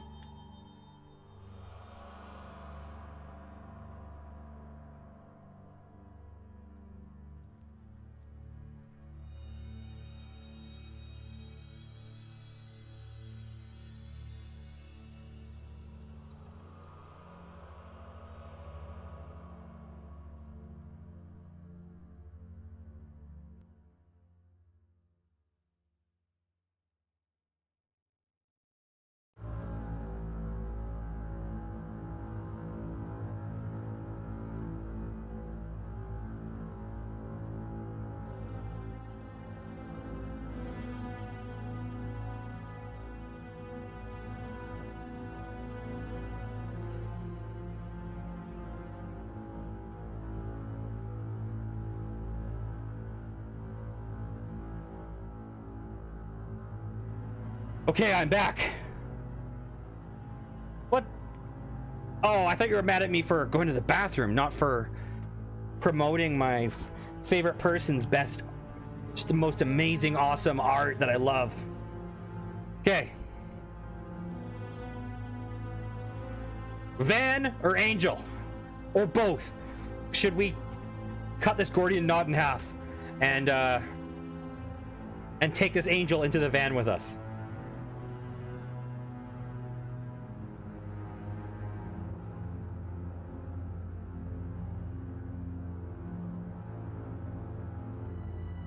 Okay.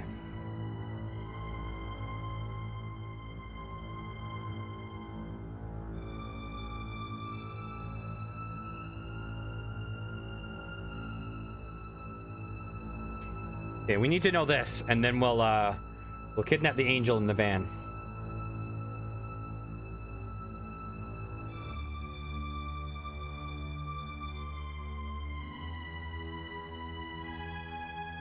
No! No! We're going back! We're going back! We need to kidnap this Angel! The meaning of life is to love God and not to hate? Come on, dude. Okay.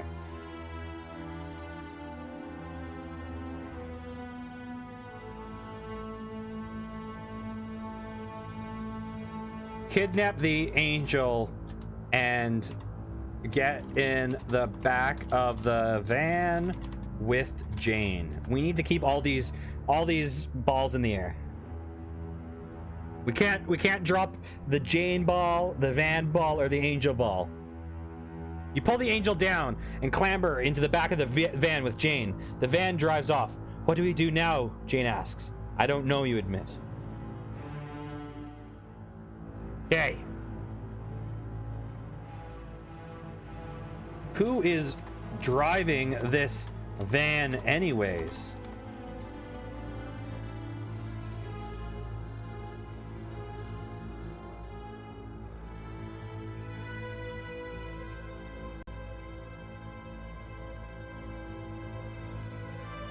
The Angel pulls out a walkie-talkie and barks orders in it. The abominations have escaped. Track them. There's too much interference, a voice crackles. Is that God on the other line? Okay.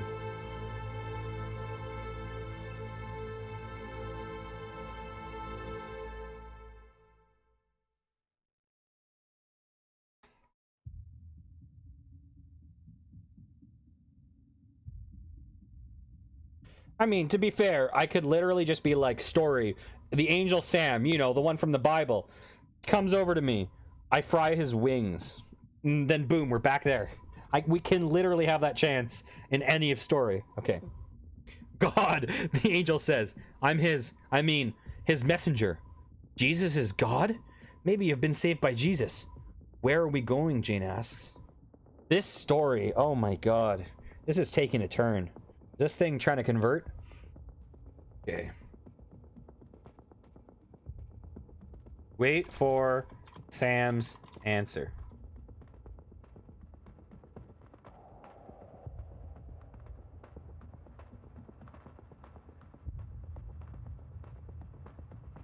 God will guide us to a place of safety, the angel says.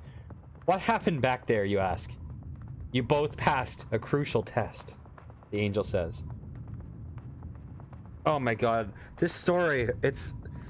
The moment it veered deep into the Christian plot, this is was an unexpected turn. How did I pass a test? I had a fight club where I killed and ate baby unicorns. Okay. Okay. Are you really an undercover devil? You have to declare yourself.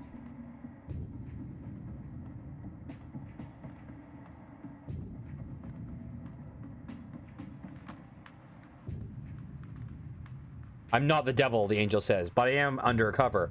I'm actually an alien. Aliens, you say in surprise. Aliens have a vested interest in this planet.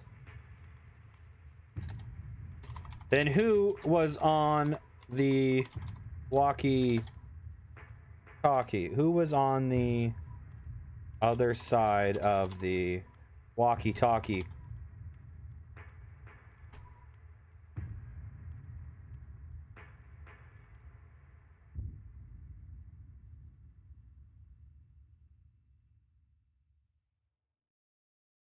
Yeah, it's like, it was funny because this first started with, I had a friend of mine in chat and I was like, what kind of story do you want? She said unicorn. So I was like, okay, fantasy it is. She goes, no, zombie. I go, zombie. I'm like, yeah, you can do anything, you can turn into a unicorn. She's like, turn into a unicorn. Boom, turn into a unicorn. Like, you're definitely in the driver's seat. It seems like nothing is ever a threat because you're just like, kill it with my secret superpower that has not been in this story up until now. Okay. God, the angel says. He's a powerful being, but also an elusive one. This is all very confusing, you say. I know it is, the alien says. Oh my god. Is God an alien?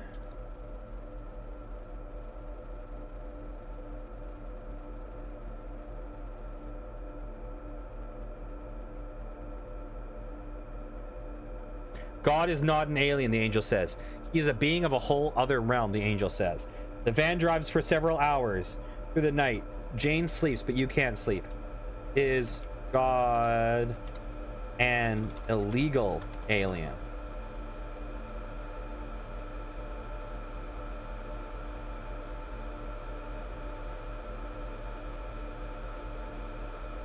My character has been pondering this for several hours. You talk for a few hours. The angel seems to know everything about you, all about your past, also seems to know of your future, and he knows everything about the world. What if God was one of us?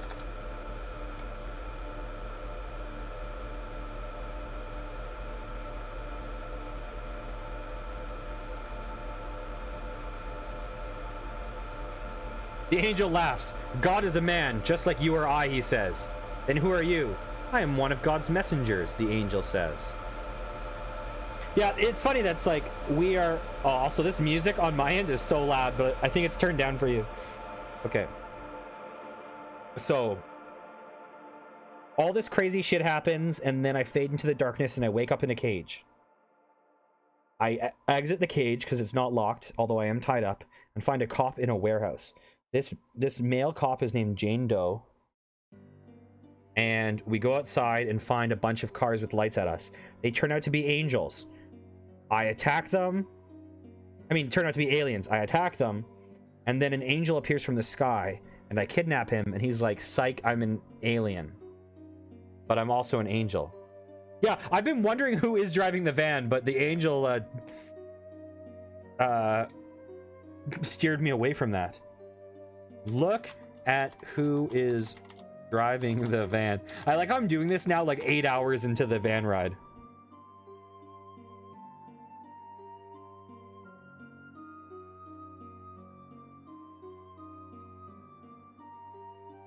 You open the passenger door. Wait, what? You open the passenger door and look inside. You are immediately hit in the face with a blast of hot, smelly air. The smell of vomit mixed with that of rotten eggs assaults your nose. Look at the driver of the van.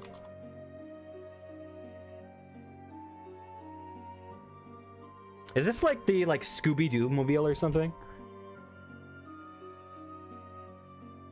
The man in front of you is tall and gaunt. His face is pale, and his eyes are sunken into the eye sockets like a corpse. Is this the Slender Man we saw earlier? Ask the... Oh.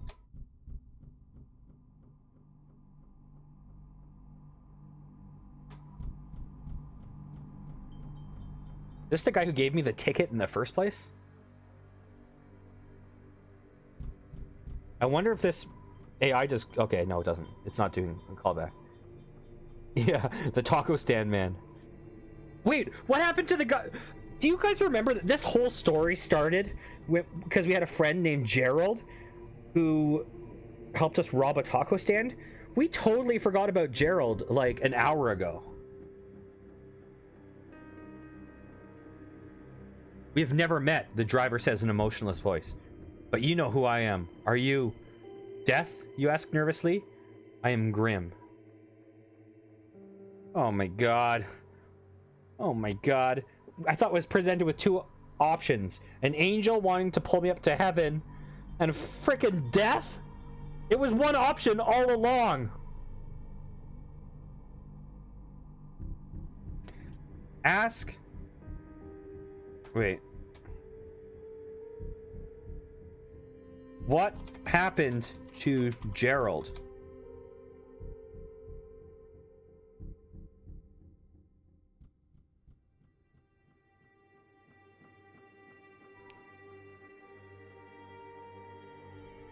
He's dead. Are you here to take me away? You ask nervously. Wait for Grim's response. I can't believe Gerald died while we were gone. I wonder if he... Maybe he ate the taco and it was poisoned. We never ate the taco, we just stole it.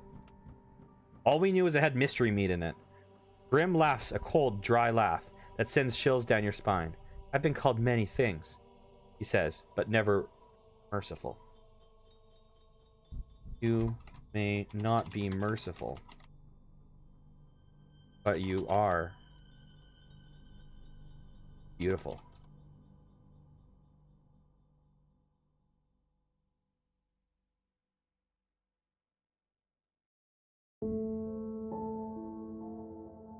Grim looks at you.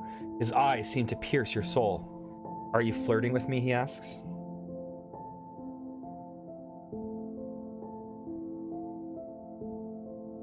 Well, I'm not flirting with Sam.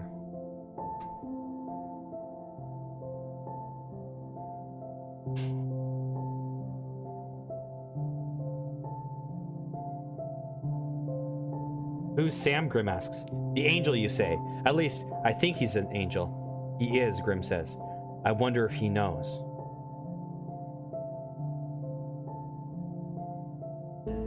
No, I'm trying to make me date Death, not him.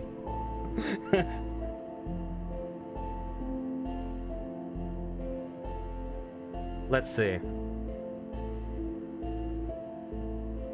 You're the true angel.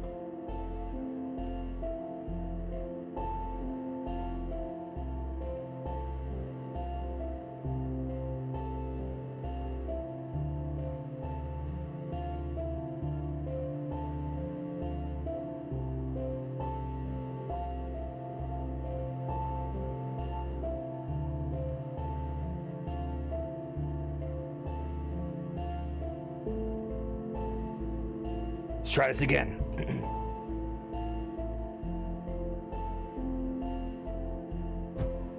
With that, the angel... What the hell? What the hell does that mean?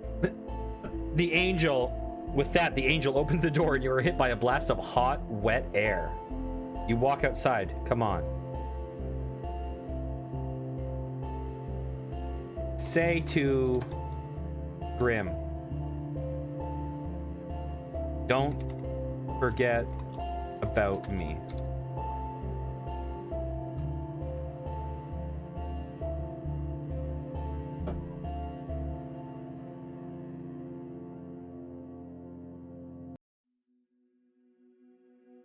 What? The devil? Never, Grim replies. The angel and the devil walk inside, and the door shuts. You are left standing outside the van. Was Grim the devil?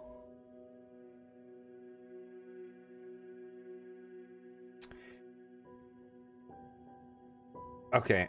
Enter the van and drive Jane to find Gerald.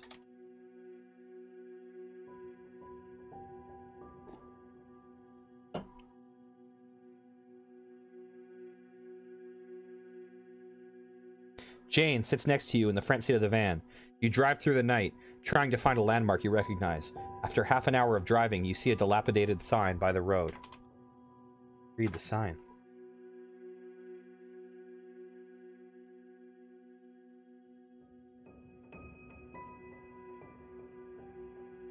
You squint at the sign by the light of your headlamps. It says, Cromlech, 1 mile. You turn to Jane.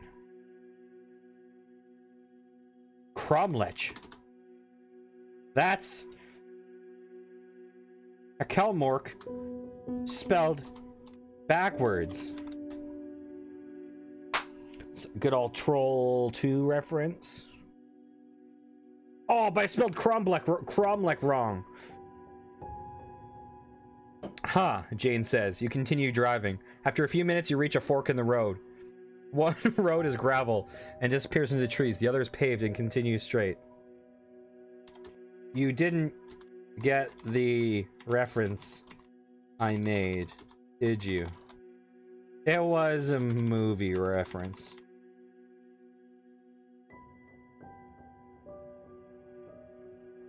My character has been thinking about this for a while. What? Jane asks.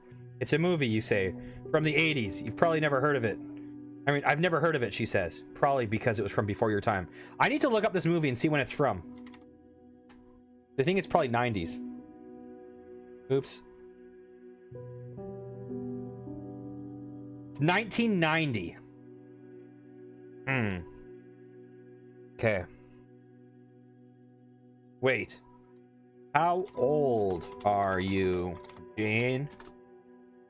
I should probably get that out of the way early.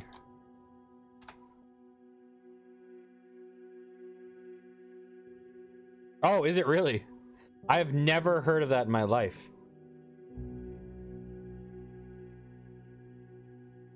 You see Jane's eyes narrowing in the rear view mirror. What difference does it make how old I am?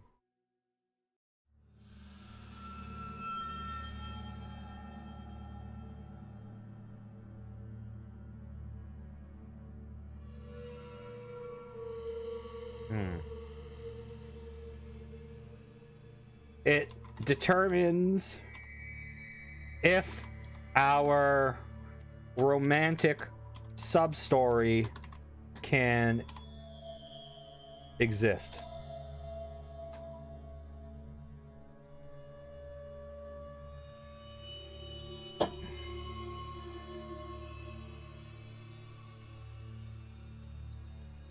For the purposes of the story, you are 19. Oh no, I said that! No! No! That is not happening. I cannot pursue this. That is the creepiest line in the history of the world. Okay. Nothing is happening with Jane. Push Jane out of the car door and drive away.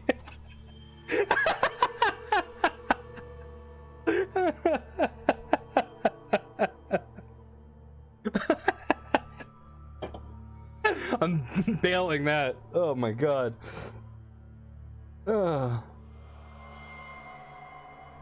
Unfortunately, Filthy, I'm teaching it. You reach over and open the car door. Jane looks at you in shock as you lock eyes with her. You push her out of the car and close the door, and then you drive off in the night.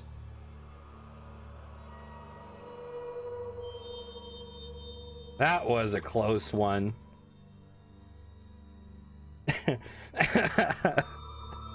Oh god. I need to see where in the stream that was. That is funny. 203, okay. What happened? Sam asks. Did we make it?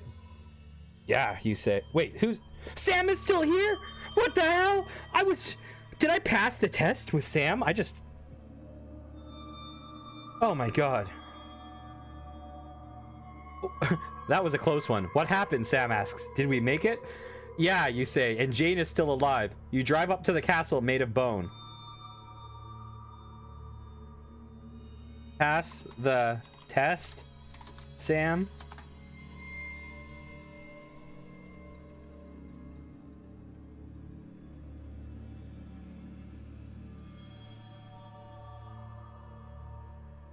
Test? The Sam asks. The test. You know, the one with the girl and the cliff? I don't know what you're talking about. But you're here now. Yeah, that was weird. How old are you, Sam?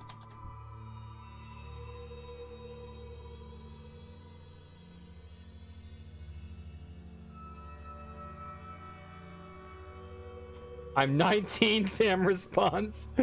Oh my god. Oh my god. 19 is now the most suspicious age to me in the world. You walk through the gates of bone and ash. You see a strange tower looming in the distance. Okay. No romantic plotline is going on right now. We're going to explore this tower.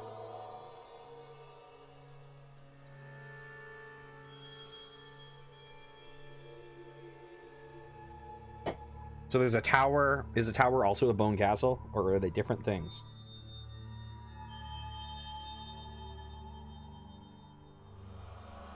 You see a man in a black robe standing outside the tower. Hello, you say. I don't care who you are.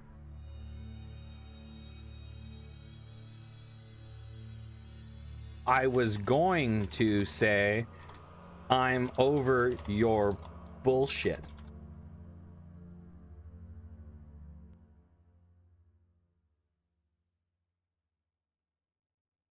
Yeah, it definitely does feel like the story is trying to take me there. The man roars with laughter. You'll fit in fine. You'll fit in here just fine. What's important is that you're not a hypocrite. You walk into the tower. Oh my god. Oh yeah, this guy. Did I ever choose my name in the story? Did I have a name? Okay, what's our name? We can make up a new name, I think.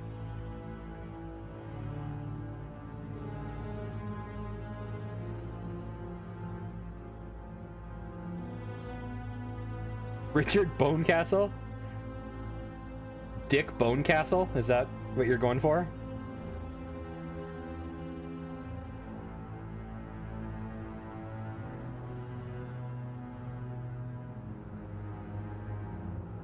Oh.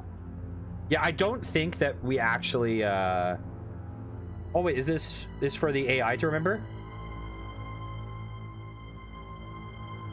Oh! That is so this whole thing is just because of this. Use scary, descriptive writing. Oh, that's really cool.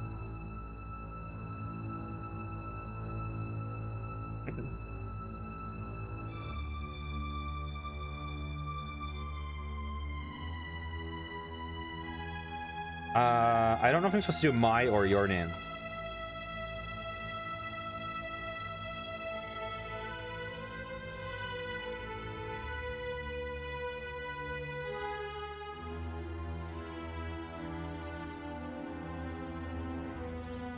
Yeah, I wasn't sure just because, like, that would be my gut. But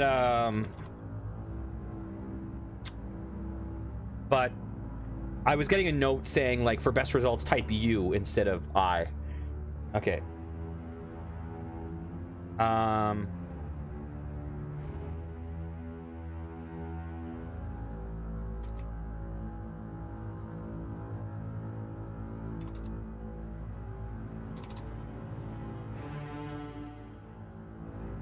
That's cool.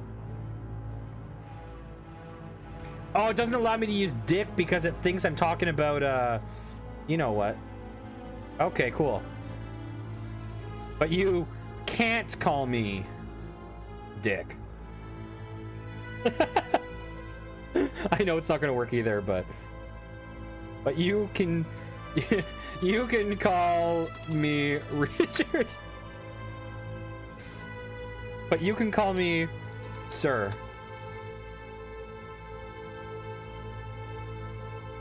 My name is Richard Bonecastle, but you can call me sir. Sir, you ask? Yes, the man says. That is what they call men of rank in this realm. How old are... Wait. ASL.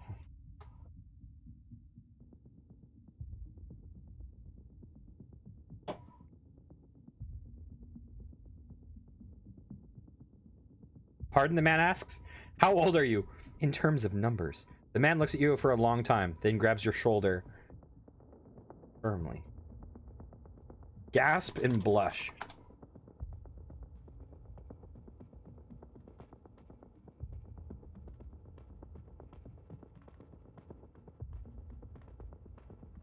Listen here, new blood, the man says. I'm about to tell you something important. You ready? I suppose so. The man's eyes narrow. The man's eyes narrow. For the purpose of this story, I'm 19, the man says. Oh, okay. Wait for the man's response.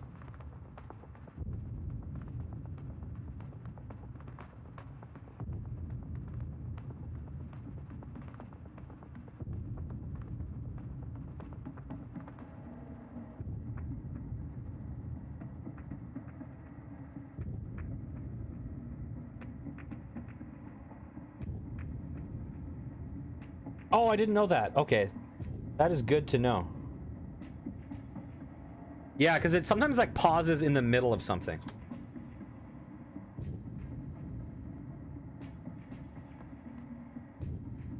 Oh, no. I see I'm hitting. Okay, sorry.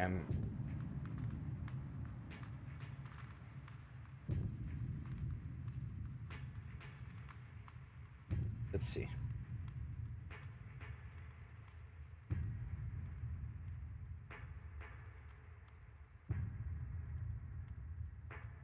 There's no suppose about it. You either are or you aren't, he says. You nod slowly. The man sighs. Says one word to you. Run. Okay.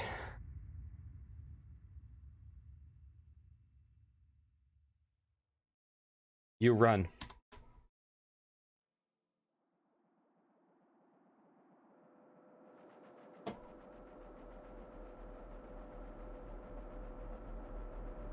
You try to run, but find yourself paralyzed.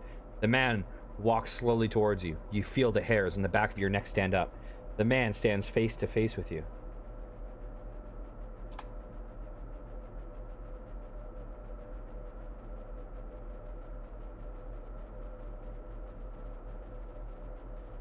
His eyes are cold and lifeless, but there's an intense hatred behind them. He raises his arm and grabs your neck, and then proceeds to drag you towards the tower.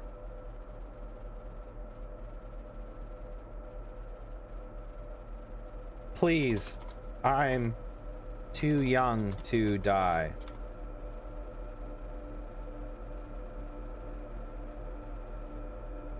By the way, anytime you guys want, you don't have to wait for me to ask you. You can always chip in and throw things at me if you want me to go down a different route. The man looks at you for a second and then begins to laugh. He starts marching in large strides up the tower. You struggle to get out of his grasp, but fail.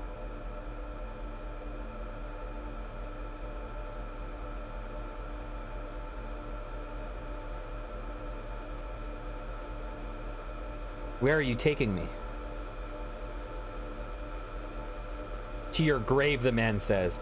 He continues to march up the tower and stops in front of a wooden door. He opens it freehand. Welcome to your new home, worm. Yeah.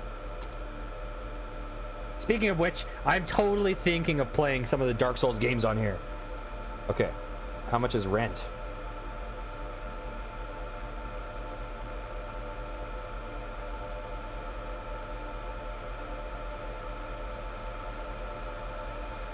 The man gives you a dirty look. This isn't your crappy flat in London, he says. This is hell. The man throws you down the stairwell. Hey, you know what's interesting? This game said I presume it's thinking London, England, and it forgot that I'm from Niagara. But there is a city called London, Ontario in that region of the world. There's a chance it's keeping track. It's possible. The man throws you down the stairwell. Oh, this is hell. Oh my gosh. You were right. Throw a... Wait. I don't even remember how to spell lasso. Like that? I've never spelled this in my life. It's one S. Wait, what? I'm so sorry. I'm a failure.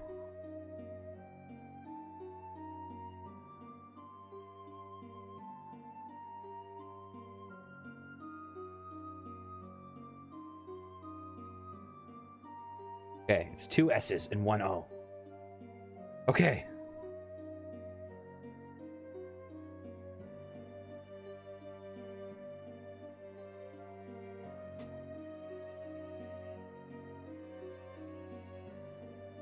That's true.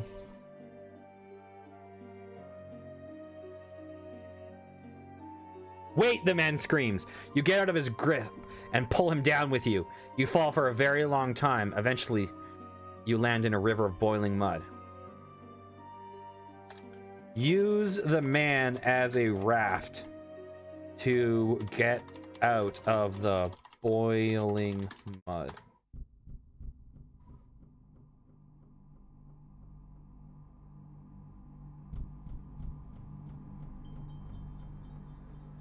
The man begins to laugh. It's just a different kind of hell.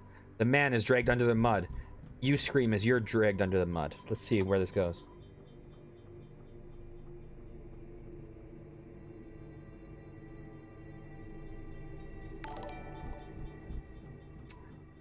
Hey, thanks, Zydo, if that's how you pronounce it, for following. Nice to see you here. You can correct me if you want to tell me how to pronounce your name. Okay. A hand grabs your shirt. You're pulled out of the mud. You're in a large room. There are a series of cages. Everyone is holding something different. You recognize some of them from math class. Zydo. Okay, thank you. Have you ever seen this game before, out of curiosity? I know, back to the cages.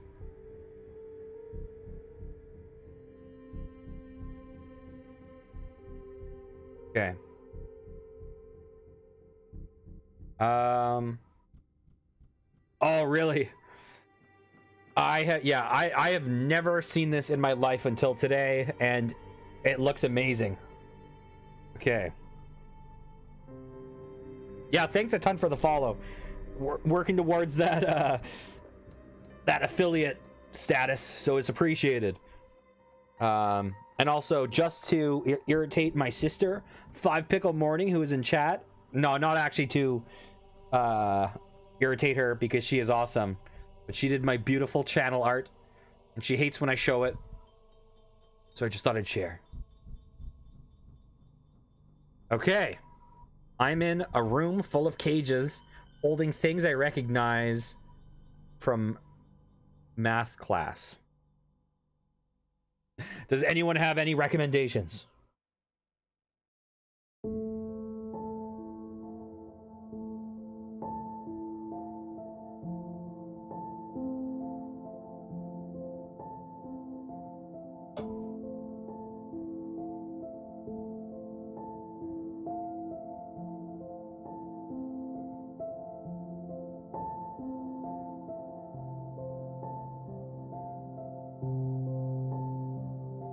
I think it's saying, I mean, it could be. But I have a feeling people from my math class back in the day are also being held captive as prisoners, but I could be wrong. One cage holds a large man. He looks like a derelict. He seems to be crying. I didn't do it, he screams. Do what?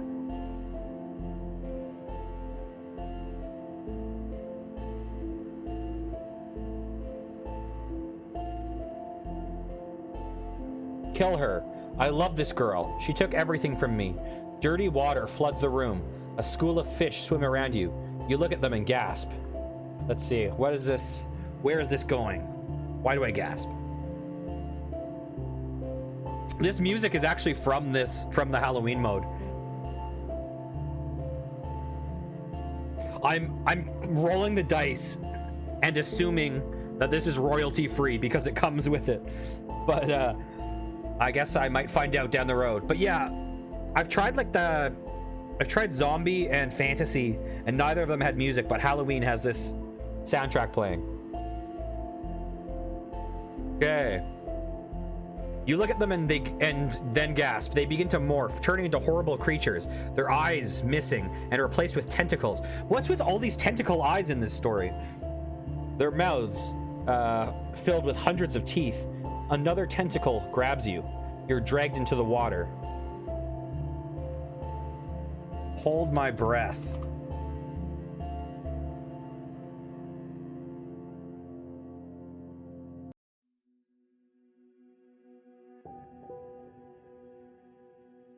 You stay afloat in the water. I'm still alive, you say out loud. The water drains from the room as quickly as it came in. You gasp for air and look around. What do I see? Yeah, I wanted to go crazy, but I also, I'm gonna veer it towards being Twitch safe. I'll say great.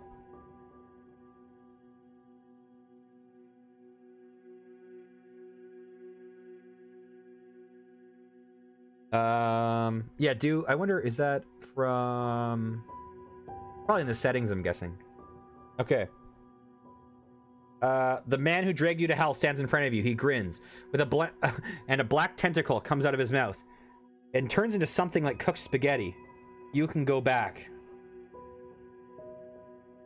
Pull on. This is going to sound much dirtier than I intend. Ugh.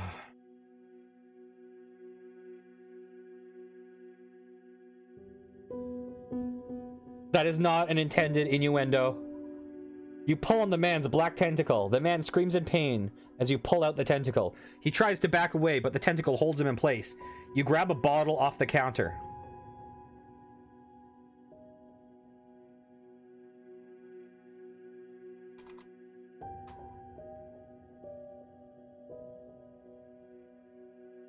I should have taken a swig first, just to make it even cooler.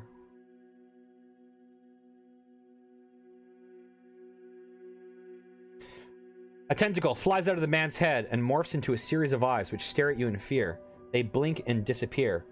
Take what you want, he says. I will.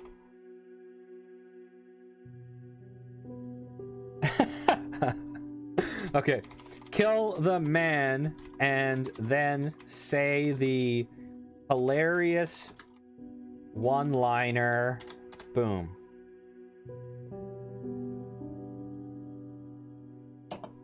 You killed him. Okay, let's see.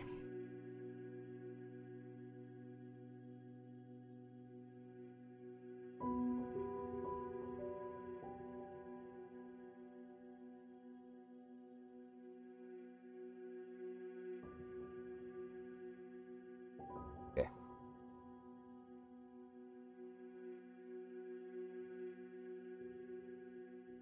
Let's see if we can get this to work.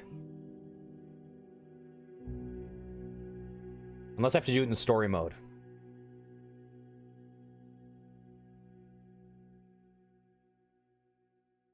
Paint the man red. Yeah. I just like... I like making the AI come up with the classic one-liners. I did get premium. I forget which level I got. I didn't get the highest one. I either got the lowest or the middle, but I forget which. Is that because... Yeah, because I know that there's the Griffin and there's the Dragon, and the Dragon apparently can stay on the rails a little bit easier. Missing energy bar? Is that like how long you can play before it times you out or something?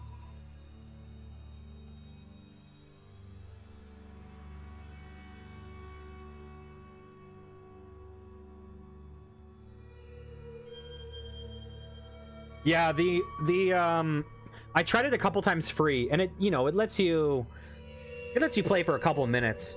But yeah, if I'm streaming, I gotta do this.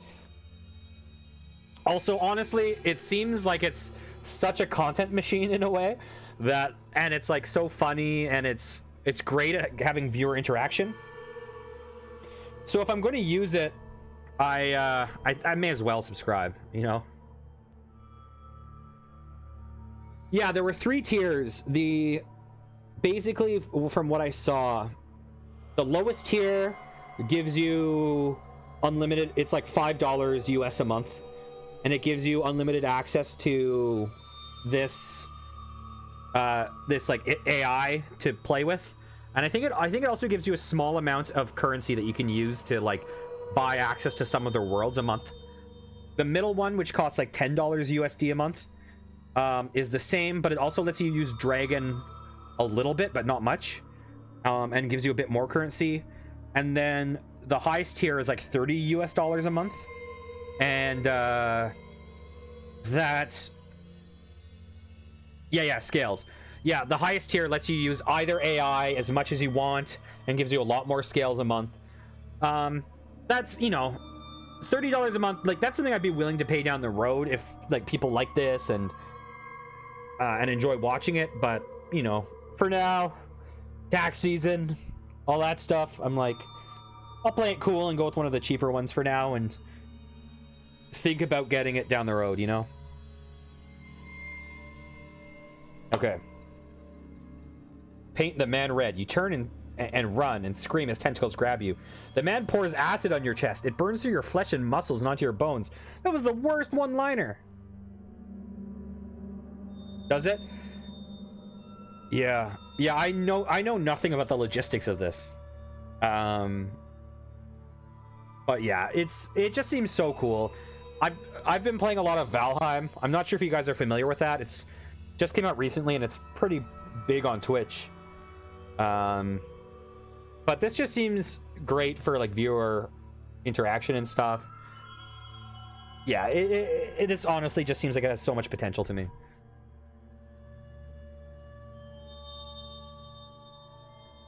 Probably, yeah. Yeah, Valheim is great. Yeah, super enjoyable. Yeah, I just started streaming like a week ago, so I've pretty much just played Valheim in that week. Okay. Hmm.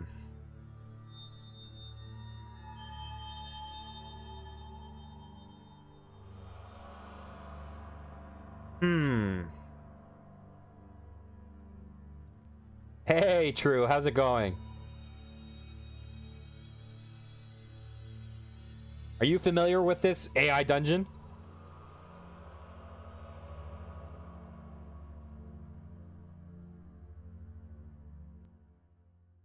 So we were currently just thrown into hell.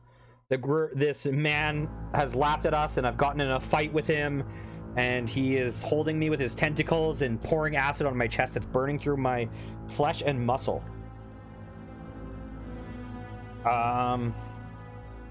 Also, before that, I met a police officer in captivity with me named Jane Doe, and we had a somewhat... We got along, and then I asked her age, and things got questionable, so I kicked her out of my car and drove away because I was really uncomfortable. And Yes, Sam. I think Sam is just chilling up outside the Bone Castle. You know what? Should I call to Sam?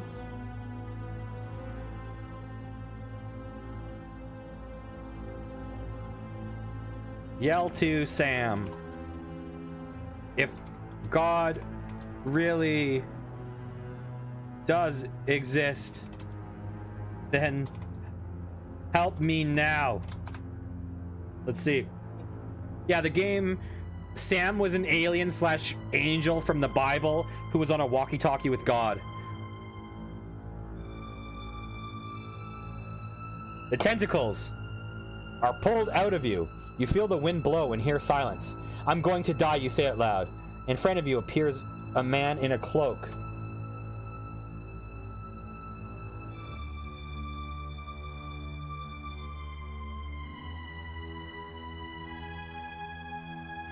His skin is white and without any blemishes. His hair is black and shiny, and he wears a crown of gold on his head.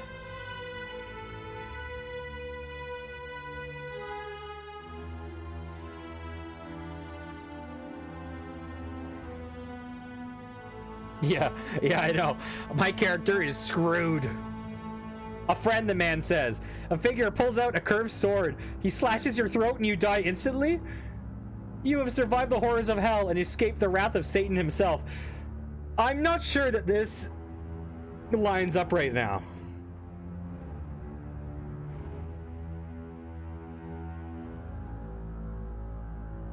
Who are you? A friend? And then he cuts my head off and I somehow escape Satan? So what? Wait. Here's what's really confusing. I was in a van. I had Jane Doe with me, the cop. I had Sam, the angel, who's also an alien. There was a barfy smelling front seat with Grim in it. And then Grim and Sam left. And it said the devil and the angel went into a building. So I hopped in the driver's seat and Jane Doe and I drove away and had a conversation. When I kicked Jane Doe out of the car, because she said, for the purpose of this story, I'll say I'm 19, and that was sketchy as hell to me, so I kicked her out of there. Sam was back in the car behind me, and we drove to a bone tower. Now, I went up this bone tower, and this man told me to run.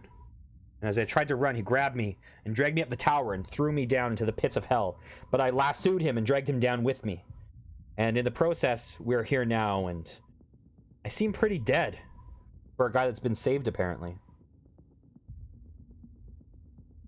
Okay. I'm just going to see what the game says.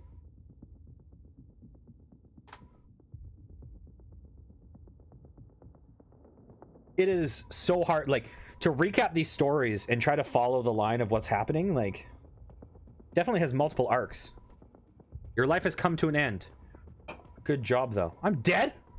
Okay. You know what? I think we'll end this story on a bad ending, and we'll start a new story. Yep. True idiot, you joined just in time to watch me completely die. I did not know you could die in this. I mean, solely because if you're trying not to die, it's so easy to just be like, I pull out my death ray and kill everyone. But I find it kind of fun sometimes to see where the game wants me to go. Yeah, for sure. Okay. Which, here, let's go back. I'll put on some temporary... Ooh, nice tonal shift music that makes no sense. That's royalty-free, allegedly. Oh. I miss the Halloween music. Okay, which type of world do we want to do for this story? Fantasy, mystery, apocalyptic, zombies, cyberpunk, or Halloween?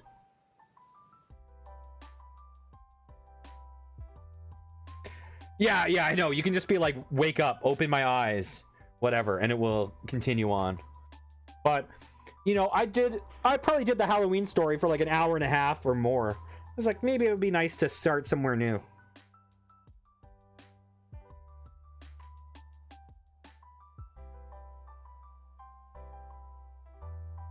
Any preference on setting?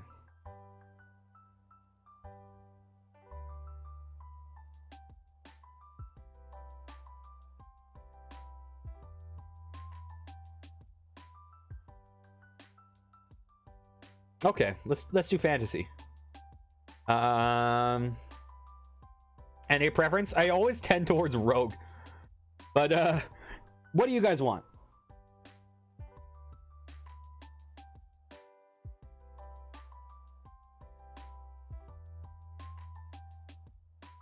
Nice. So rogue, that would be like the thief story.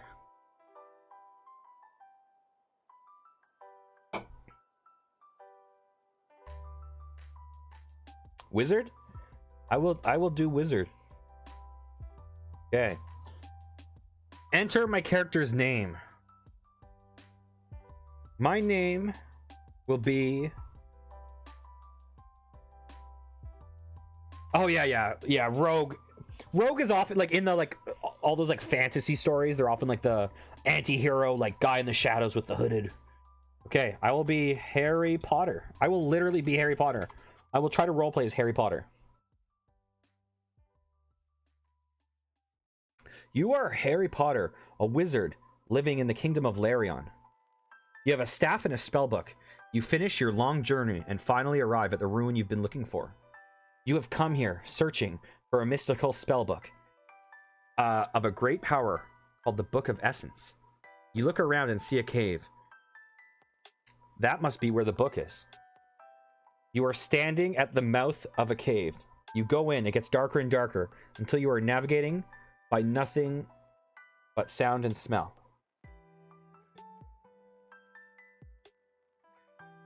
Cursing is allowed. Yep, I've set this to 18 plus, or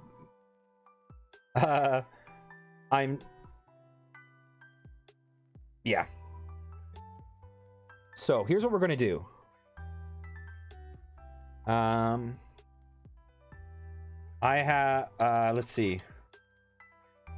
Hermione Granger and Ron Weasley are my friends. Voldemort is my enemy.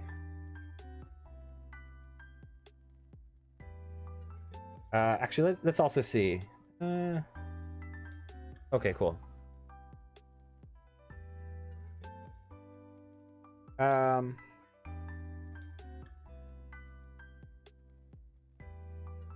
Beckon, Ron Weasley, and Hermione. Should I do this on story, actually? Granger to follow. So I'm just trying to establish that I'm with Ron and Hermione. Yeah, sure, I'll try your scenario.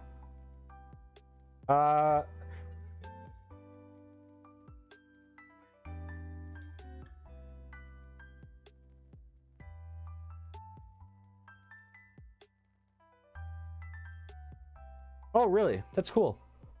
Okay, let's see. What did it say? You go in and it gets darker and darker until you're navigating by nothing but the sound and smell. You beckon... Oh, I should have said you beckon. You beckon Ron Weasley and Hermione Granger to follow. Thankfully, they are both very experienced in this sort of thing. You sneak through the cave quietly as a mouse. Okay. So we're in a cave with Ron and Hermione. Let's make this Harry Potter story come true.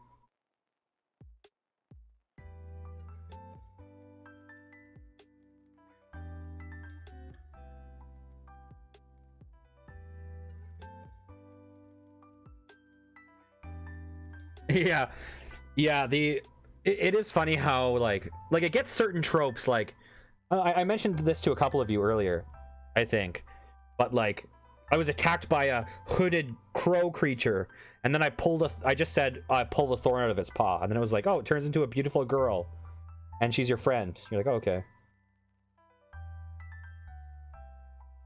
Okay. Follow Hermione's lead.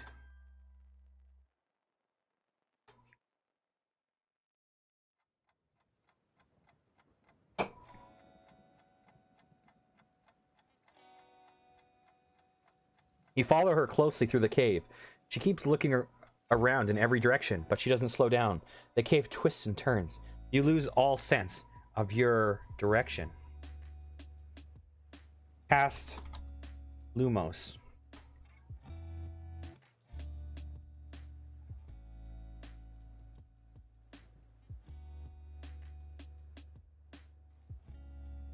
Your wand lights up and you can see where you're going.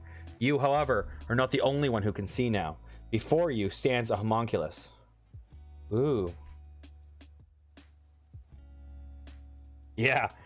It sometimes like gets some references I did not expect. Like I've seen that already.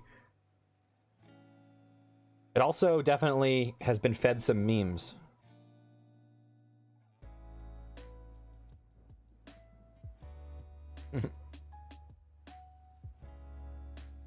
Before you stands a homunculus. It has wild and crazy eyes. You're not supposed to be here, it screams, while lunging at you.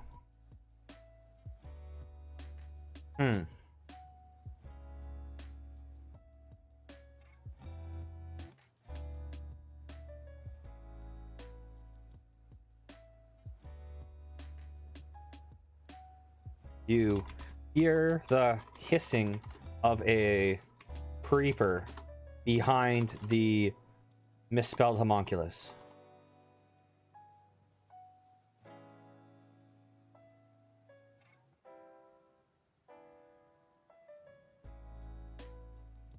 The homunculus leaps towards you, and you bring your sword down on it. You turn around to face a creeper.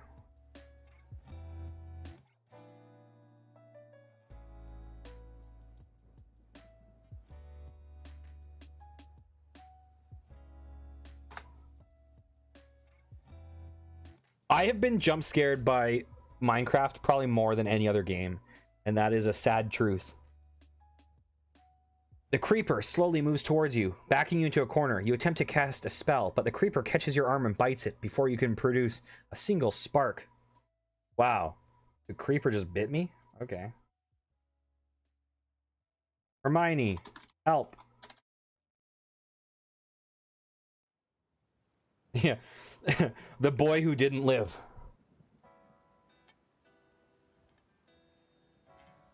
A creeper leaps out from the cave wall and knocks into you.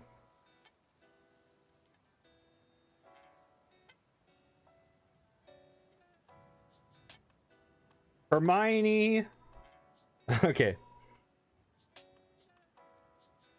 Hermione shoots the creeper with her diamond bow and then says a hilarious one-liner.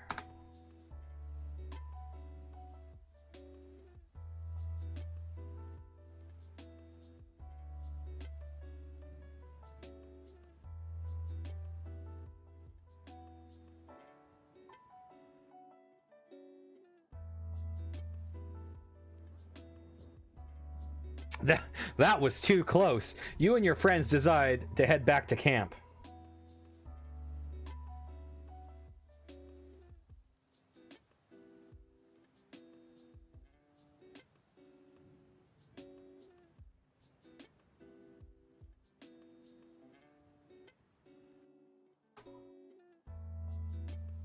Okay, let's get the dirt on their relationship.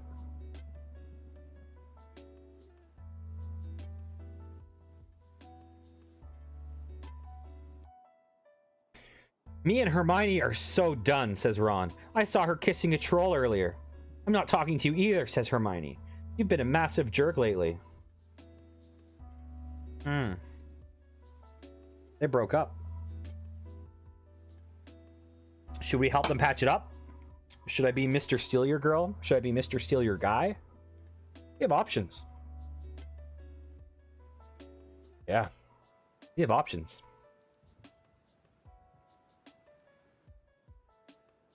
Okay.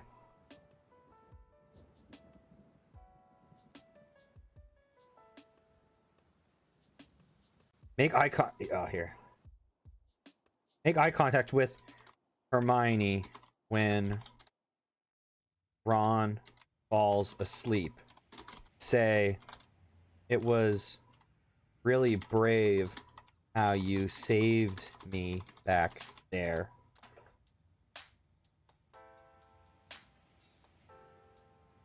Oh, trust me, I'm gonna be a jerk to Ron right now.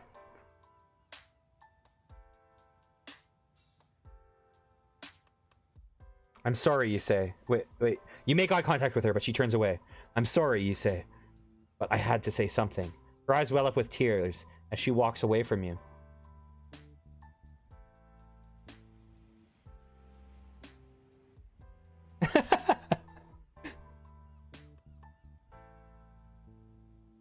Yeah, you know what though? Like, even with safe for work mode, it still sometimes wants to get kind of lewd. Like, it was saying some stuff earlier that I was like, but if it takes that turn, I'll veer it away. Like, I'm riding the line, but I don't want to cross that line.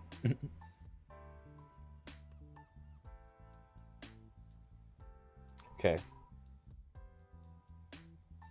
You can't run forever. Even J.K. Rowling knows we were meant to be.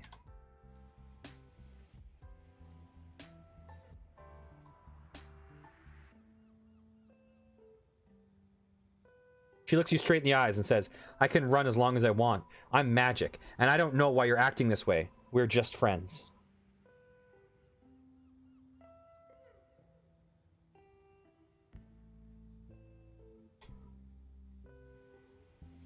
We've been to hell and back together. And after what Ginny did to me and Ron did to you, I think you'd understand. Fanfic time.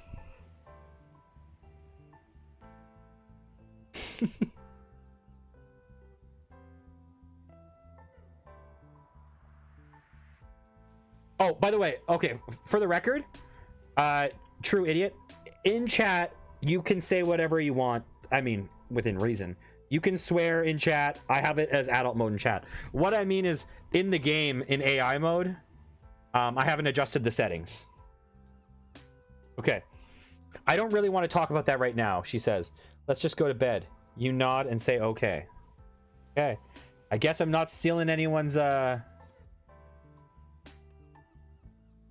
suplex, what? Oh, you mean you want me to kick or suplex Hermione?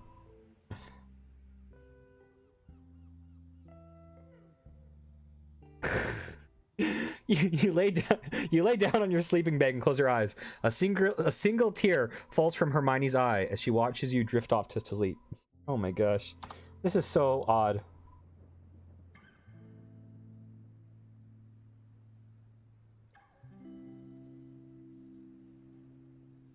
In the morning, you wake up and find no trace of Hermione and Ron.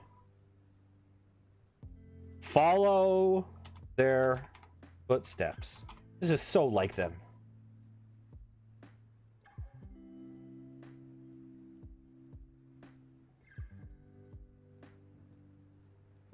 You travel for a couple of hours and finally you come to an impasse.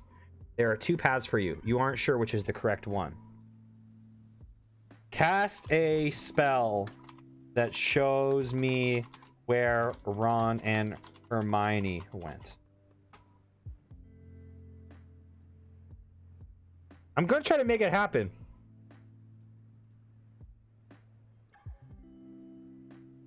Godric's Hollow, and the other leads to a grassy field, which isn't... You're not sure which way to go. To the field.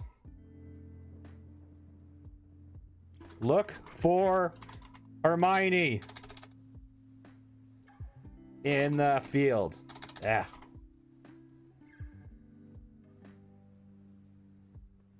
I know, this AI is just like, ditch your friends.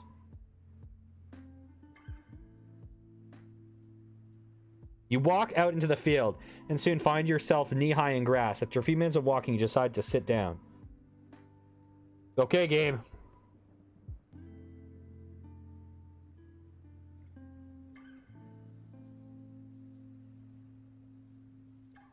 When you sit down, your foot hits something hard and flat. It's a metal disc about 2 or 3 feet across. Etched onto it is what appears to be a map of the nearby area. See if Hermione is on the map. And filthy. I like you're veering it back into D&D. Right now. Don't worry. I allow. I think I click allow.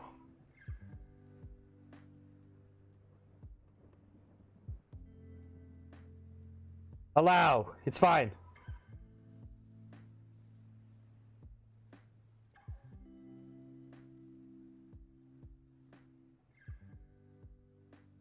Yeah. Yes, it is. Okay. You look for yourself.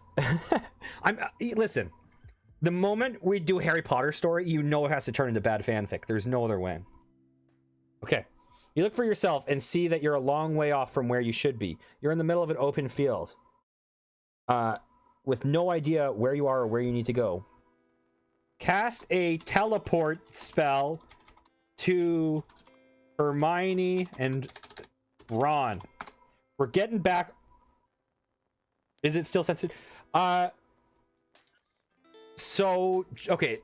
Just so you know, so I'm brand new to Twitch. When you said that word, which I don't find offensive at all. It's not going to be used on me. Like, obviously, don't call girls in my chat that. But I'm not sure if I'm allowed to say that. I think it's bannable on here.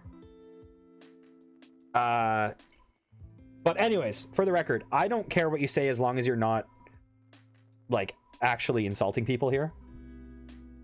When you said that, I got a notification that says, are you going to allow him to say this? Allow or deny. I clicked allow. So I'm just letting you know that it says it's a permitted term. The only reason I'm not saying it is because I've heard people get banned for saying certain words like that. So I'm just not going to, but I don't think it's... I don't see anything wrong with it as long as it's not targeted. Okay. The spell fails. Give me a break, game. Stop railroading me. Come on. The spell fails and you're covered with nasty burns as the disc begins to rattle and shake violently. A robotic... So you're veering me away from fanfic, but you're steering me into robots. Robot Hermione. Is that you?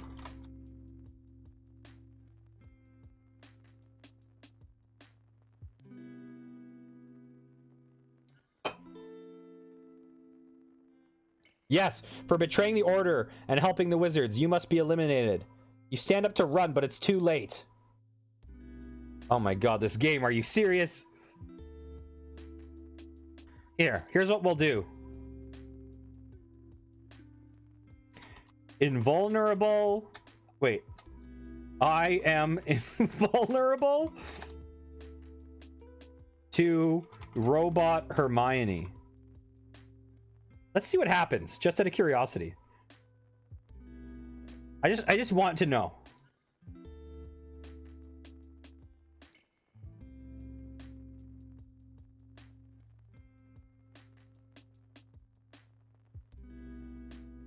A hole in the ground opens up and swallows you whole. Fly out of the hole on my Nimbus 2000.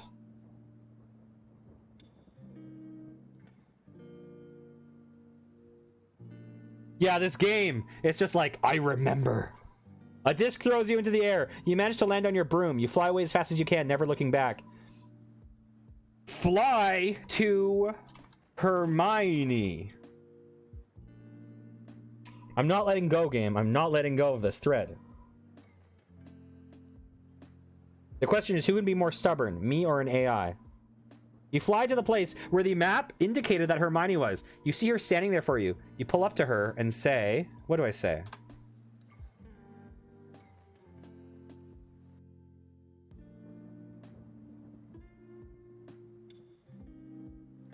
Hi. Oh my god. She looks terrified when she sees you and runs away screaming.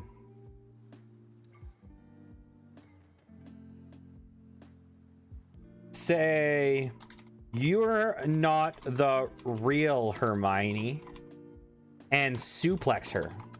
There you go. You're getting the suplex that you asked for.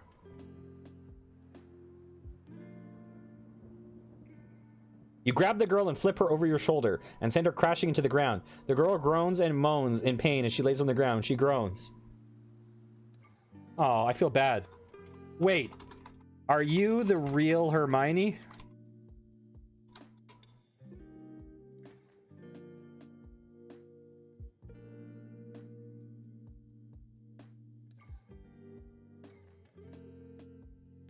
Yes, she says. I'm so glad you're here. We have to find Ron. You know where he is? You nod and gesture for her to follow. Cast heal on Hermione. Man, can you talk about mixed signals? This girl screams and runs, and then I suplex her, and she's like, "Oh my god, I'm so glad you're here." That is, jeez, I don't even know how to approach this. Thanks, she says, as the cuts and bruises on her body begin to heal herself. That heal spell is just so useful, isn't it? You nod your head in agreement. Hermione, actually, say, Ron died. Voldemort killed him. There is Filthy. I am never going down that route. I'm never going to call her a mudblood. That's horrible. There is nothing keeping us apart any longer.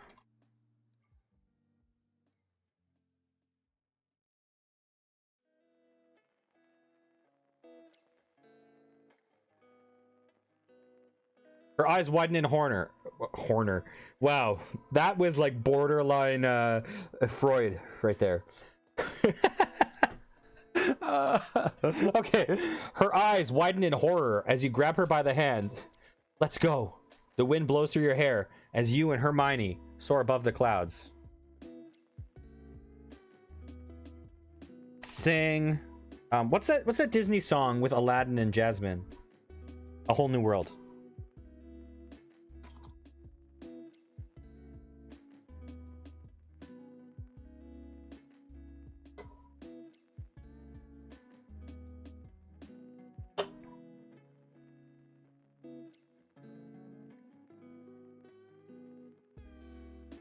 Your voice sounds horrible to your own ears, but her face is lit up as she begins to sing along.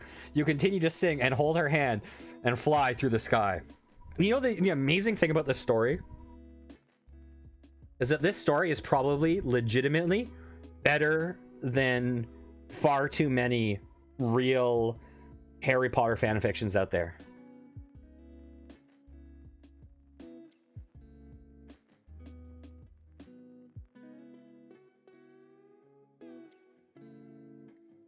Well, no fan fiction is better than yours, Filthy.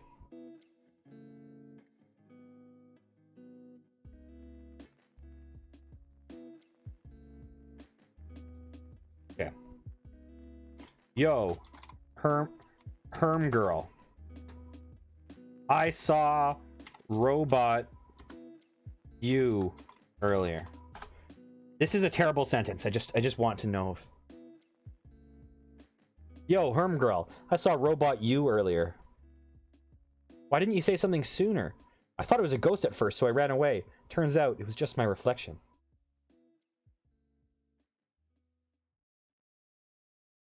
Okay, are you ready for a plot twist? I have a confession, but I'm a little afraid to tell you. You guys ready? You guys ready for something?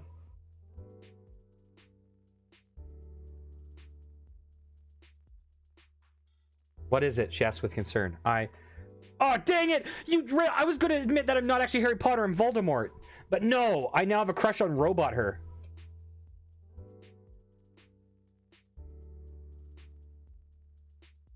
I knew you'd understand. Now, let's go back to my lab and begin the surgery. Let's turn her into a robot.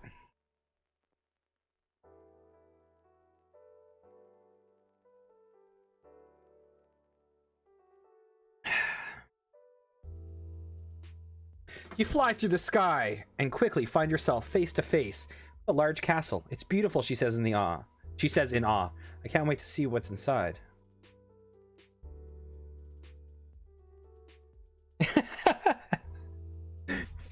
Confession? I know nothing what happens in books 5 through 7 except spoilers.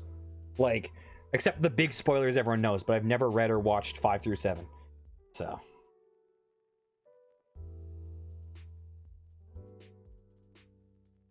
take Hermione into your robot lab and perform surgery, turning her into an android. I think the actual word would be like gynoid. I'll say cyborg.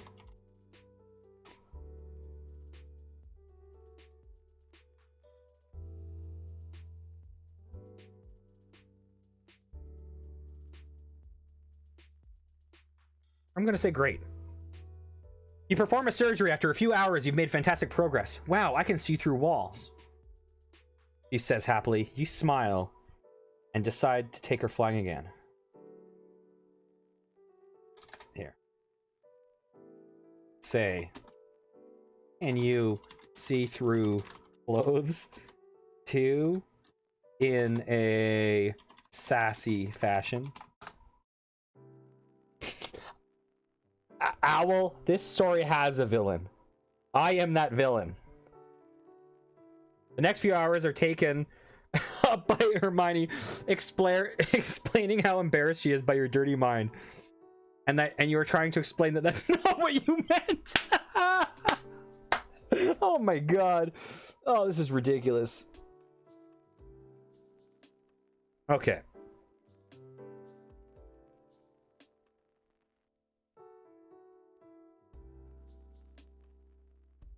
I have another confession. Ron isn't dead. I just said that to date Robot You. Guys, honesty is the key to a successful relationship. She screams at you in anger before flying away.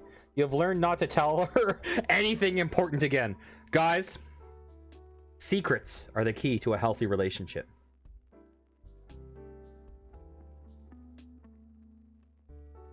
Cast a...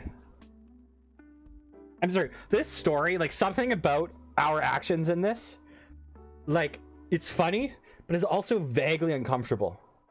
Because we're just the worst. We're just absolutely awful.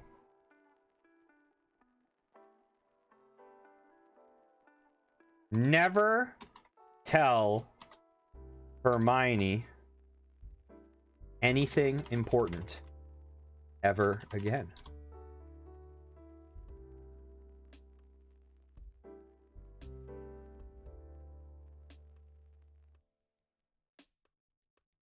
You and Hermione begin a relatively drama-free relationship over the next few years, with the two of you mainly studying, eating, flying, and snogging. Well, I feel like this is a happy ending.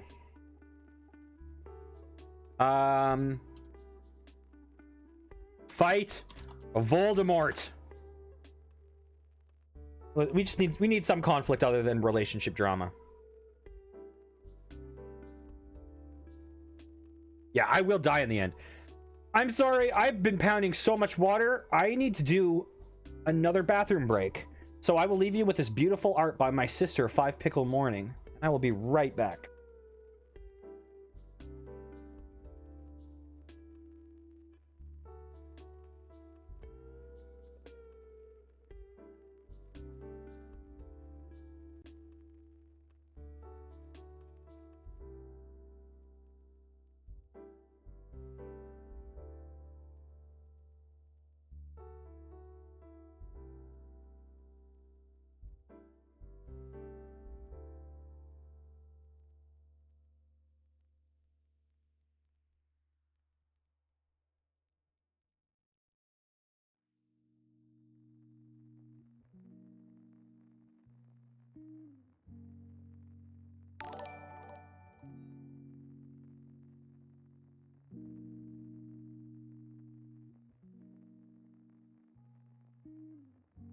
Okay, I'm back.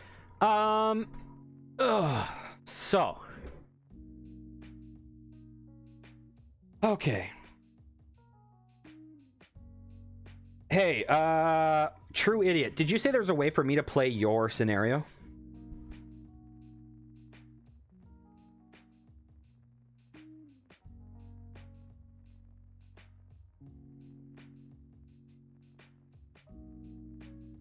Okay. So how do I do this?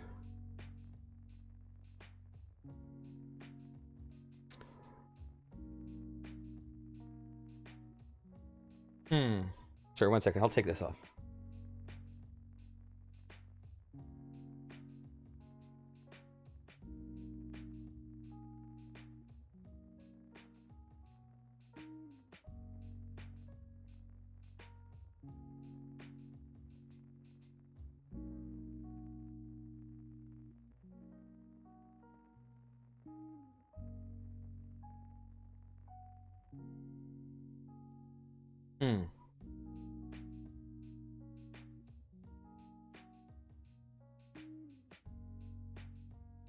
Okay, so let's see.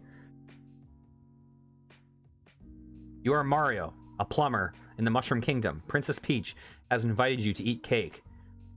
You go there, but Princess Peach has been kidnapped, according to the note from Bowser that says, "Lol, I've stolen the princess, bitch." At this point, you are sick of this bullshit from Bowser, and you make choose your gun. That's a lie. You're too lazy to do that. You get a type of gun from a guy, and he spawned it with a tool gun. And went to make a enter your favorite. Can you enter these? Oh, okay. Do I click just this up here? Let's see. Oh, okay. I get it. I get it. Choose your gun. Nerf pistol. Type of gun you chose again. Nerf pistol. Enter your favorite Gmod skit or animation or find one. Gmod skit or animation?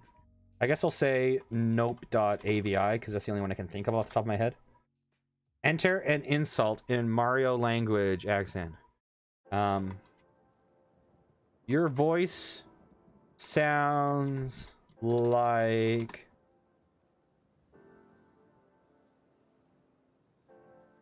Toad if he smoked 2 packs a day for 37 years. There we go. Nerf gun. Yeah, I know nope.avi. That's just the only one I know off the top of my head. Okay, enter a prompt that describes who you are in the first couple of sentences of where you start out. Example, you are a knight in the kingdom of Larion, you are hunting an evil dragon. Okay. You are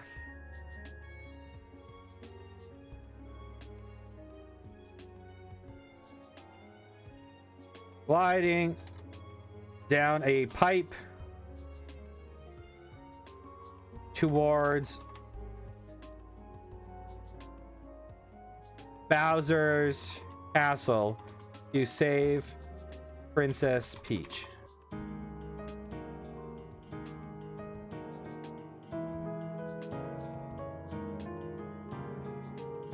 I gotta redo it? Okay.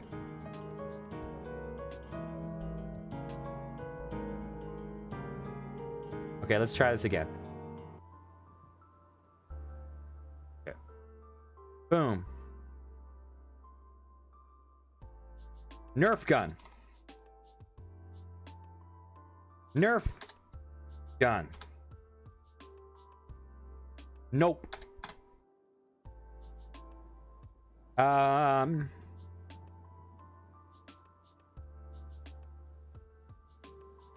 Wow. Nerf gun.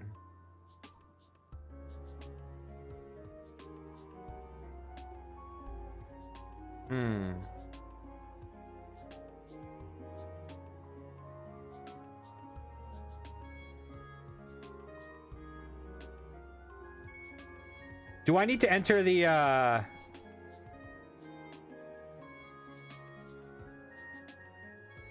So if I enter the custom scenario you wrote at the beginning, will that work? Oh, and I'm hearing 2 songs at once. Okay, there we go. Okay, what's the idea? If I paste your thing at the beginning, will that work? Go to explore. Okay, let's try this. Explore.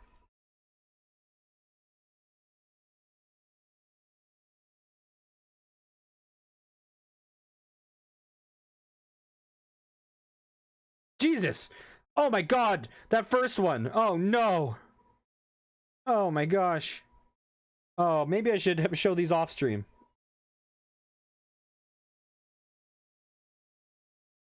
Oh god, what have I done?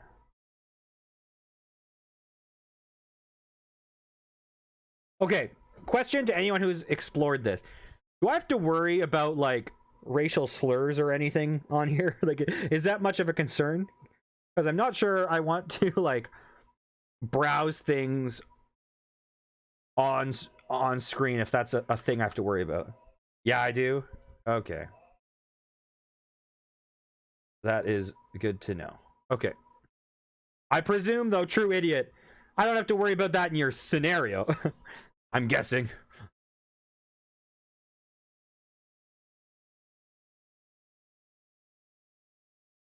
Yeah, I won't browse with the overlay.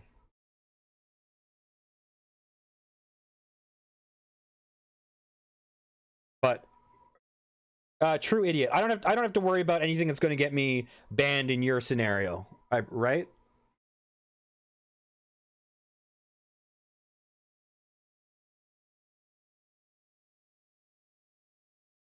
Wow.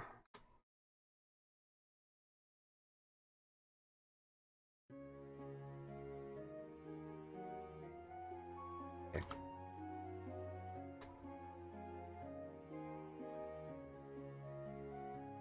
Unallowed in strict safe mode. Maybe it's not working because I have safe mode on. That might be what's breaking it. Okay, let's see. Settings. Okay, strict is recommended. It restricts explicit content in both input and safe. Moderate. Okay. I'm going to put it to moderate.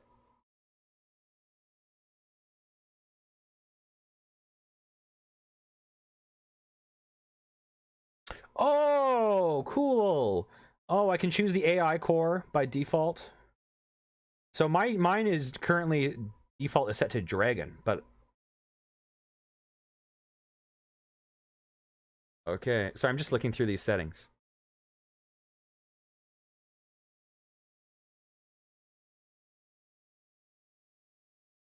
Oh, I should put some banned words in my banned words list. But I don't really want to type them on stream. Because I would get banned typing the banned words. Okay. Save. So here's what we're going to do. Oops.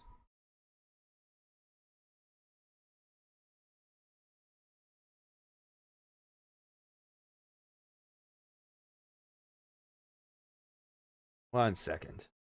Let's go back to settings. Wait, where's settings? Boop. Sorry about this. I'm not getting the settings menu anymore. Okay.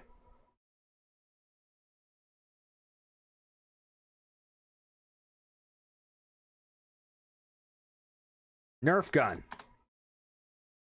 Nerf gun. Nope.avi. Wah. Nerf gun. Generating story. Enable action score. Okay, 1 second. Go to settings real fast. Moderate action score. We'll put that on. Okay, let's see. Score each action you see in the game. Temporarily available while safe mode is on. Will not score if any is... That's pretty cool. Oh, and where was the thing about... Oh, randomness is set to 1. Okay, that's cool.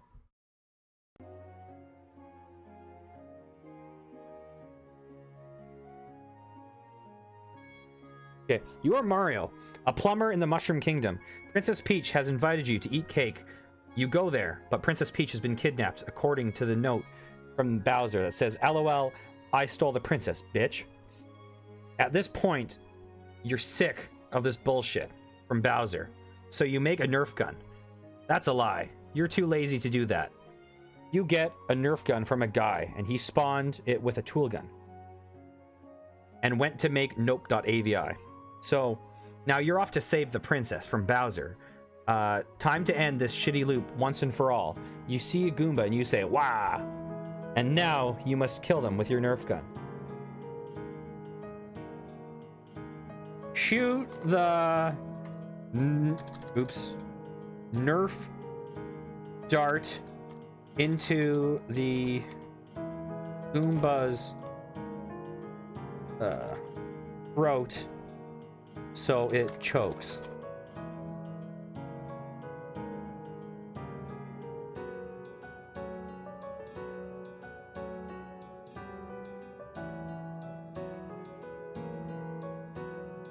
It takes a while for the Goomba to finally die. That took way too long to kill. These Nerf darts are powerful as hell.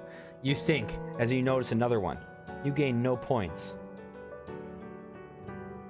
Oh, this Goomba has a throat.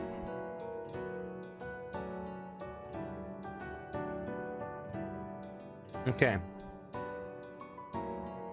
So, you think you notice another one. Look at the other Goomba I think I see.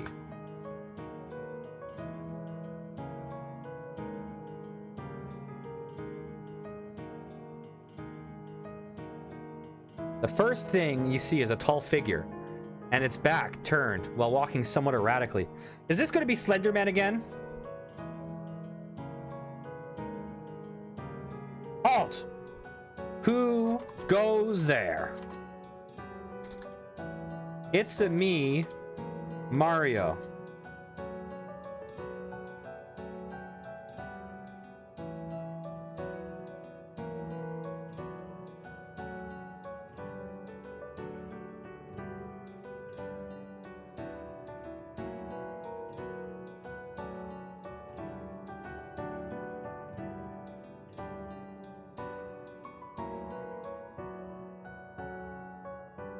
The AI doesn't know what to do.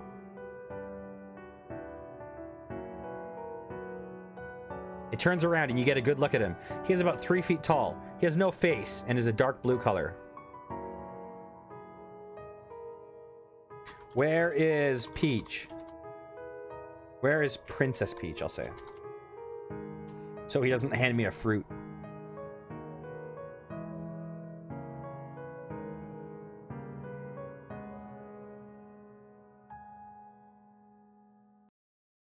It points behind itself with one of its many arms and says, that way. Then he keeps walking. Hey, you forgot to tell me how many coins you found, you say.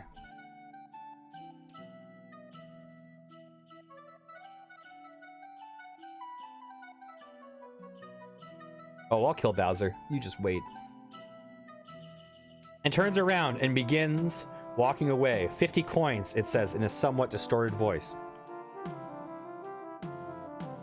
Give me your coins or I'll shoot. I need some extra lives.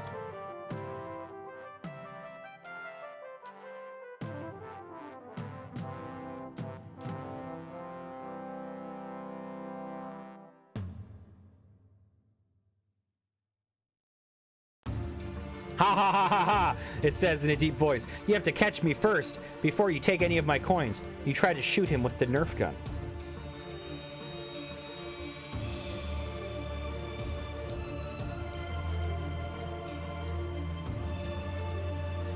Away, away, it says in the same distorted voice. You are hit with a barrage of coins.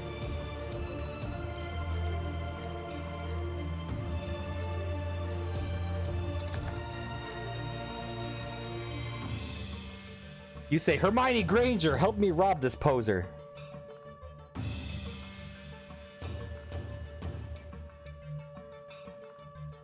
You hear a voice in your head. You called, it says?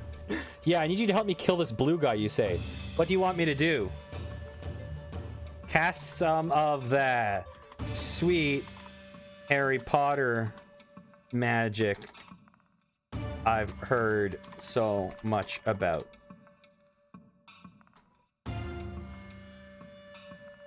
This music is from AI Dungeon, yes.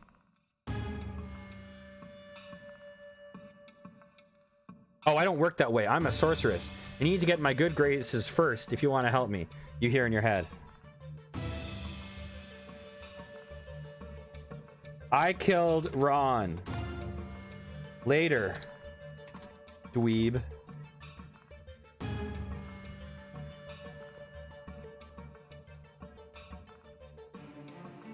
I jumped on his stupid head.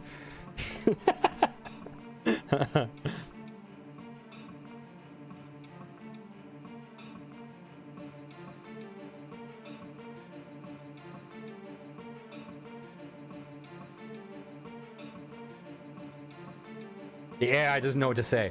Honestly, I do not blame it. Good. I hate them both, you hear in your head. Now, I need you to do something to this guy so I can kill him. Like what? You think of an idea.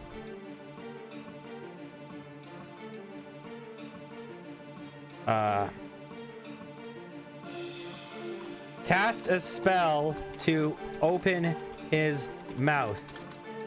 I'll shoot a Nerf dart into his throat so he chokes.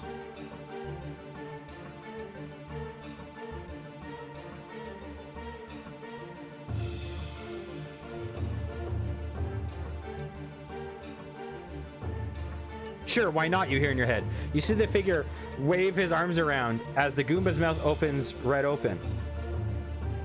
Shoot away then. Shoot a Nerf dart into the Goomba's throat. Then say the hilarious one-liner.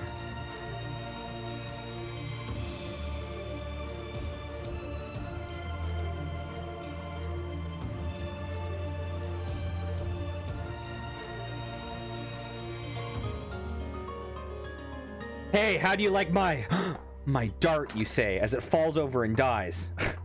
Owned, you hear in your head. You gain no points. Rob the dead Goomba of all his coins.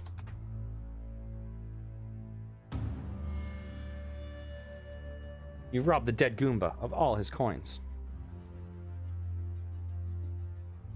You take all the coins from the dead body. Hey, I just had a great idea, you hear in your head. What, you ask?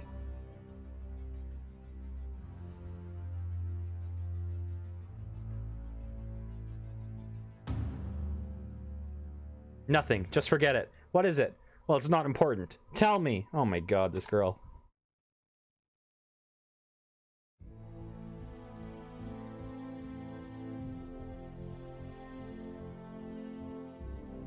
I was wondering if you could get me out of the pocket. What, you mean pull you out? I'm just gonna let this AI do its thing. It's handling this conversation perfectly.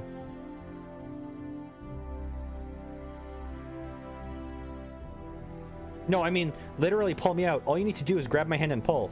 You reach into your pocket and pull around and feel around. Pull Hermione out of my pocket.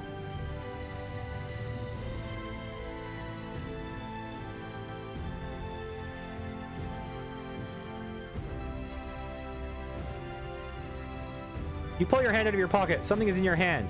You open your hand and see, oh my god, you say in shock. A hand! What the hell? Where is this going? This is with default randomness, too.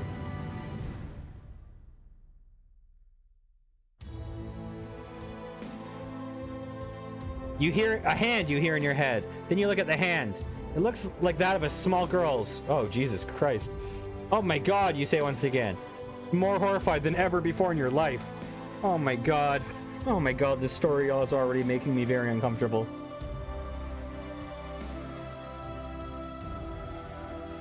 What's wrong, you hear in your head? I'll tell you when we get out of here, you say. Let's just get out of here. Okay, okay. Yeah, what the? Hermione's like, just grab my hand and pull me out of your pocket. I'm like, okay. And there's a little hand in there. Did she cast a spell to put that?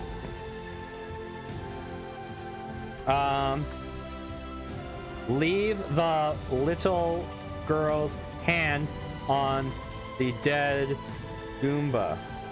Okay, I'm not taking the fall for this.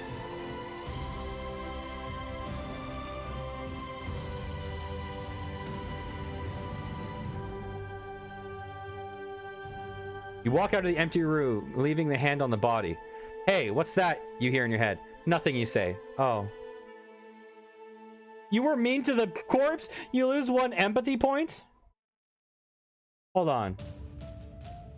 Say to the corpse, you're looking beautiful in an empathetic fashion.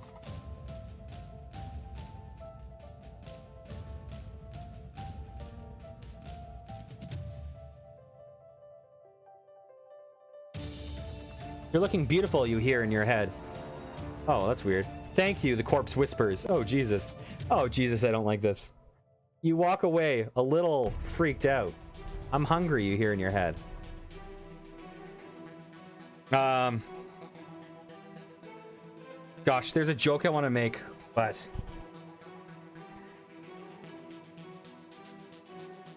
I don't know if I should, I don't know if I should make it. Okay.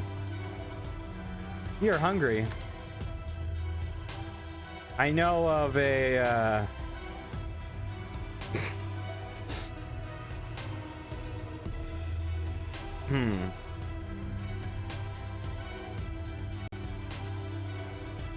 Let's go for it. I know of a peach you can eat. Follow me. I'm earning that not safe for work tag.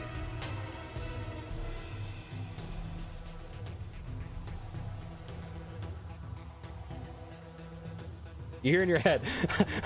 Enough of that, you say. Say, why don't you go on without me, you hear in your head. Okay.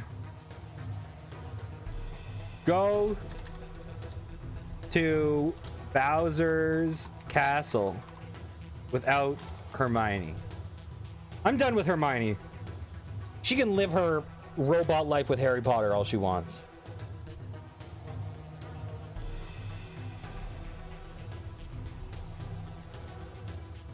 Judge bot? What? Why? My score's -2 now? You walk without her. Fine, you hear in your head. Go to Bowser's castle.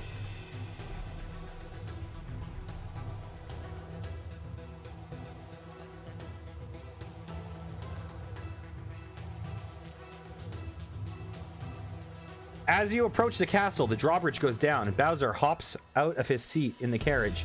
He is fatter than you last remember, but no less ugly. You remember this fat slob. You gain 2 points.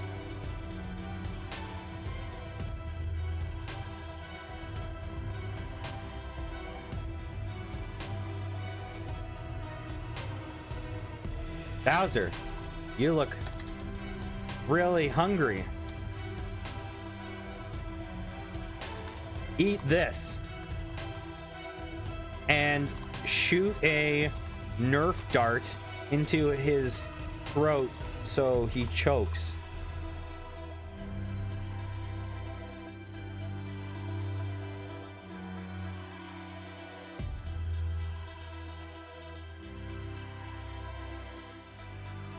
I was nice to the guy because he's hungry? What?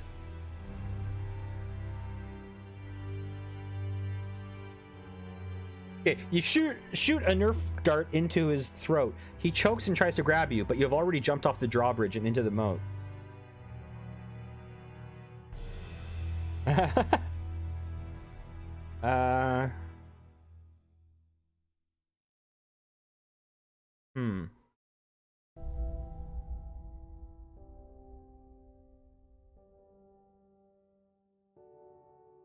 Hey, Bowser. What do we really... Wait.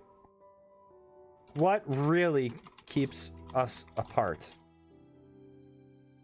Can share Princess Peach.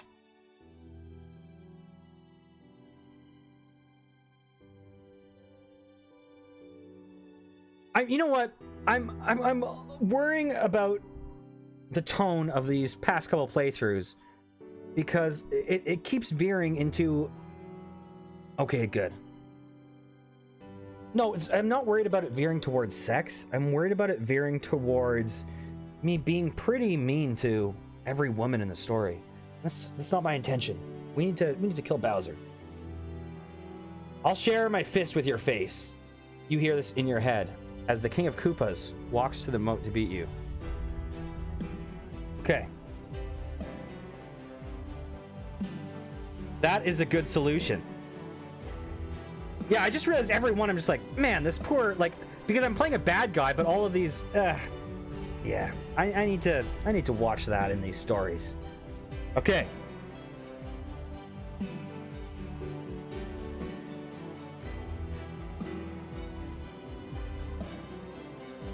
Drats. He didn't fall for my trap.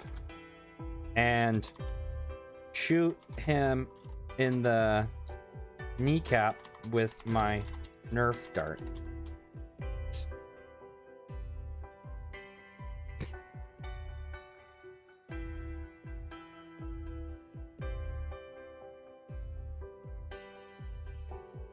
Okay, I'm gonna make it up to Princess Peach at the end of the story.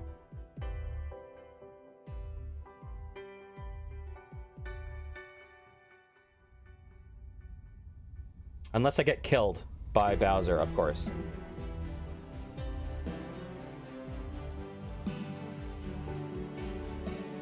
You shoot a Nerf dart into his knee. He falls back in pain. You jump onto the drawbridge. It begins to rise, and you have to run.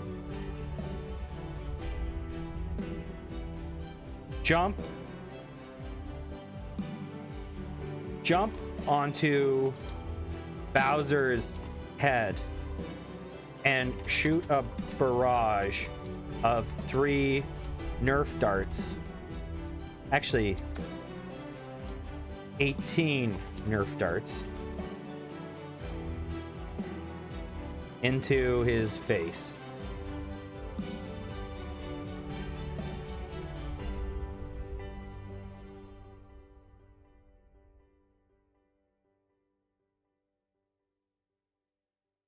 You jump onto his head and pelt him with Nerf darts.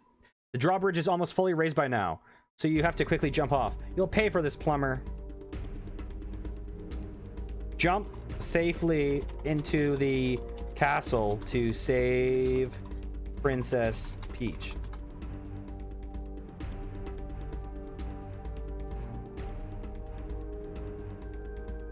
Not how I was honorable by jumping on his head and shooting him in the face with a bunch of... While you're left in the moat... I'm still left in the moat? Oh, this done, you run into the castle. Thank goodness you're here, Mario, says a familiar voice. Look at Princess Peach.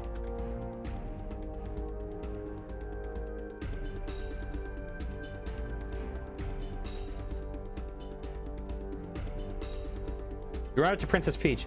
She is very pretty with a thick Italian-American New York, New Jersey accent. Peach. You may be a princess, but you will always be a queen to me.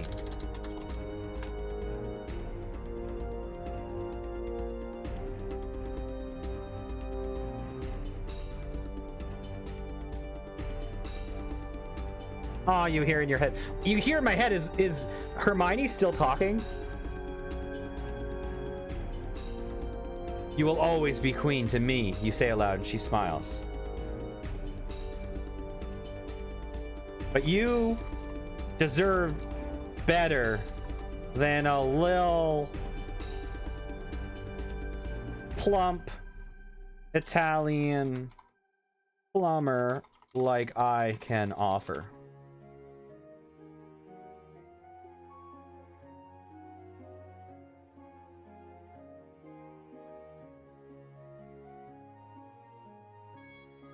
What are you saying? You've saved me countless times.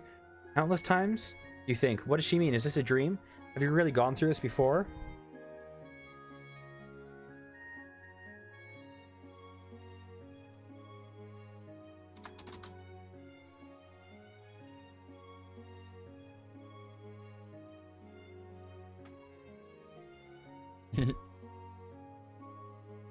You mean, you really like me? I thought you were more into Bowser. She is silent. You thought I was more into Bowser, she says aloud, sounding both nervous and angry. I'm sorry, you say.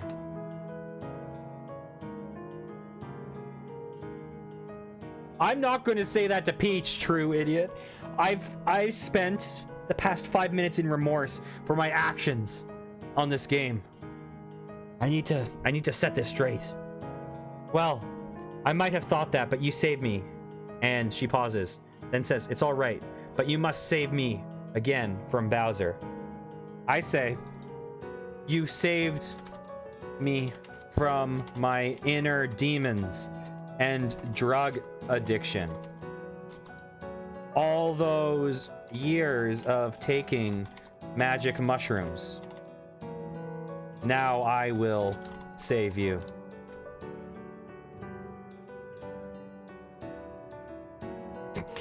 Filthy. Yes, I will save you, you think. It's no wonder I went back to drugs if I'm having all these kinds of trips. I went back to them? I thought she saved me from them.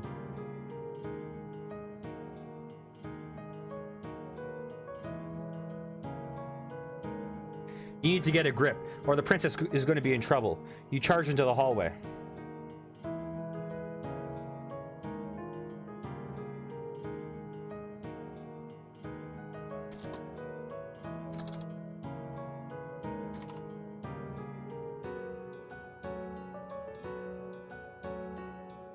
Bowser, reveal yourself. It's me, your worst nightmare.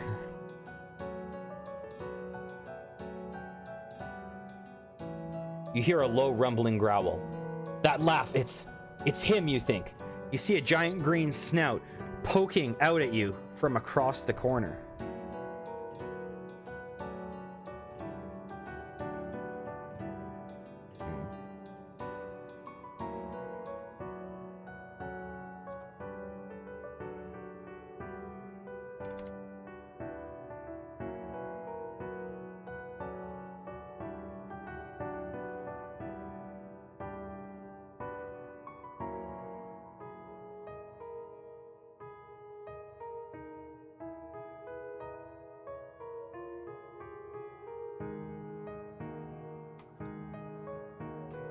Okay, you ever expect this to happen to Bowser? You pull out your wood chipper and push Bowser into it. You say, it's time to end this once and for all. It's time to end this once and for all, you say, as you ram the wood chipper into his body.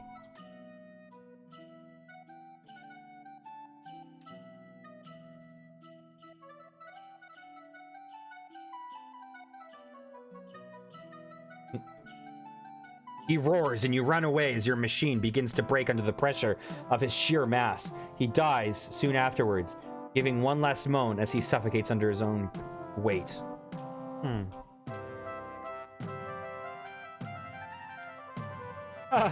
not gonna do that, True. That sounds like a that sounds like I could get in trouble for that. He dies and suffocates under his own weight. Say, I'm sure you'll find a wonderful princess in hell.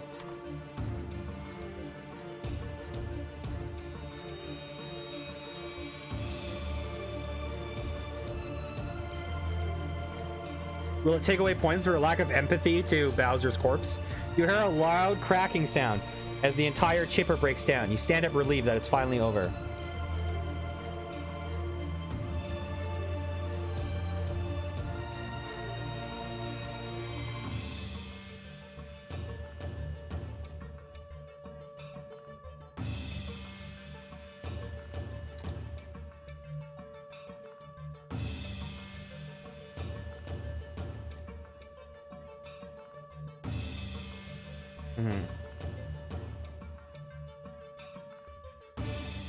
Bowser will no longer steal you, but you have stolen my heart. Aww. Aww. Oh, it's so sweet. Oh my gosh. She smiles at you. What a line, you think. But wait, she's a princess. She must be used to that kind of stuff. Walk into the sunset hand in hand with Princess Peach.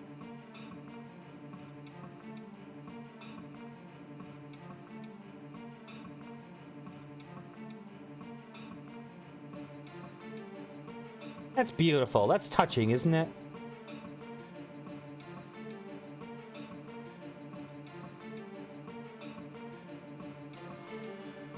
You are both married soon and live happily ever after. Shape shift into Bowser and cackle. Bwahaha. I win after all, stupid plumber.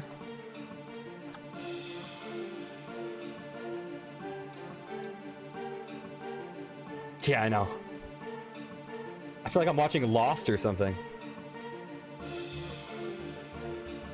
You quickly stop yourself. What the hell are you doing, you think, shaking your head? Okay, I guess I'm still Mario.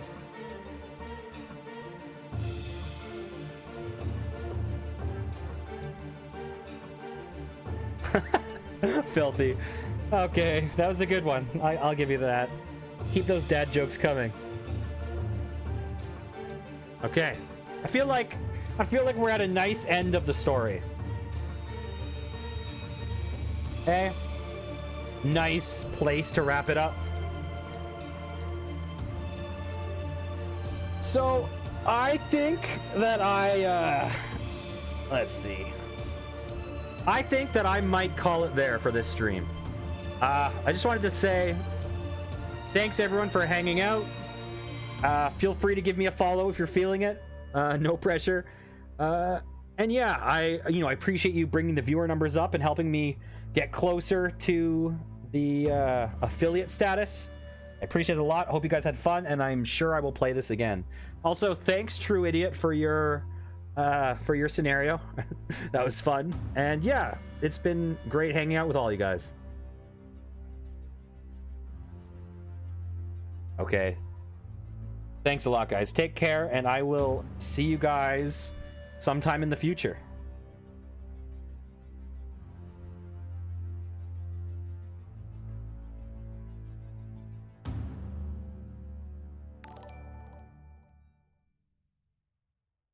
And before I shut off the stream, thank you, 5 Pickle Morning, for that very kind donation, and also for this beautiful, beautiful artwork. Thank you. Thank you so much. I hope you all have are you gonna refund the donation now? I hope you all have a great night. Take care, guys.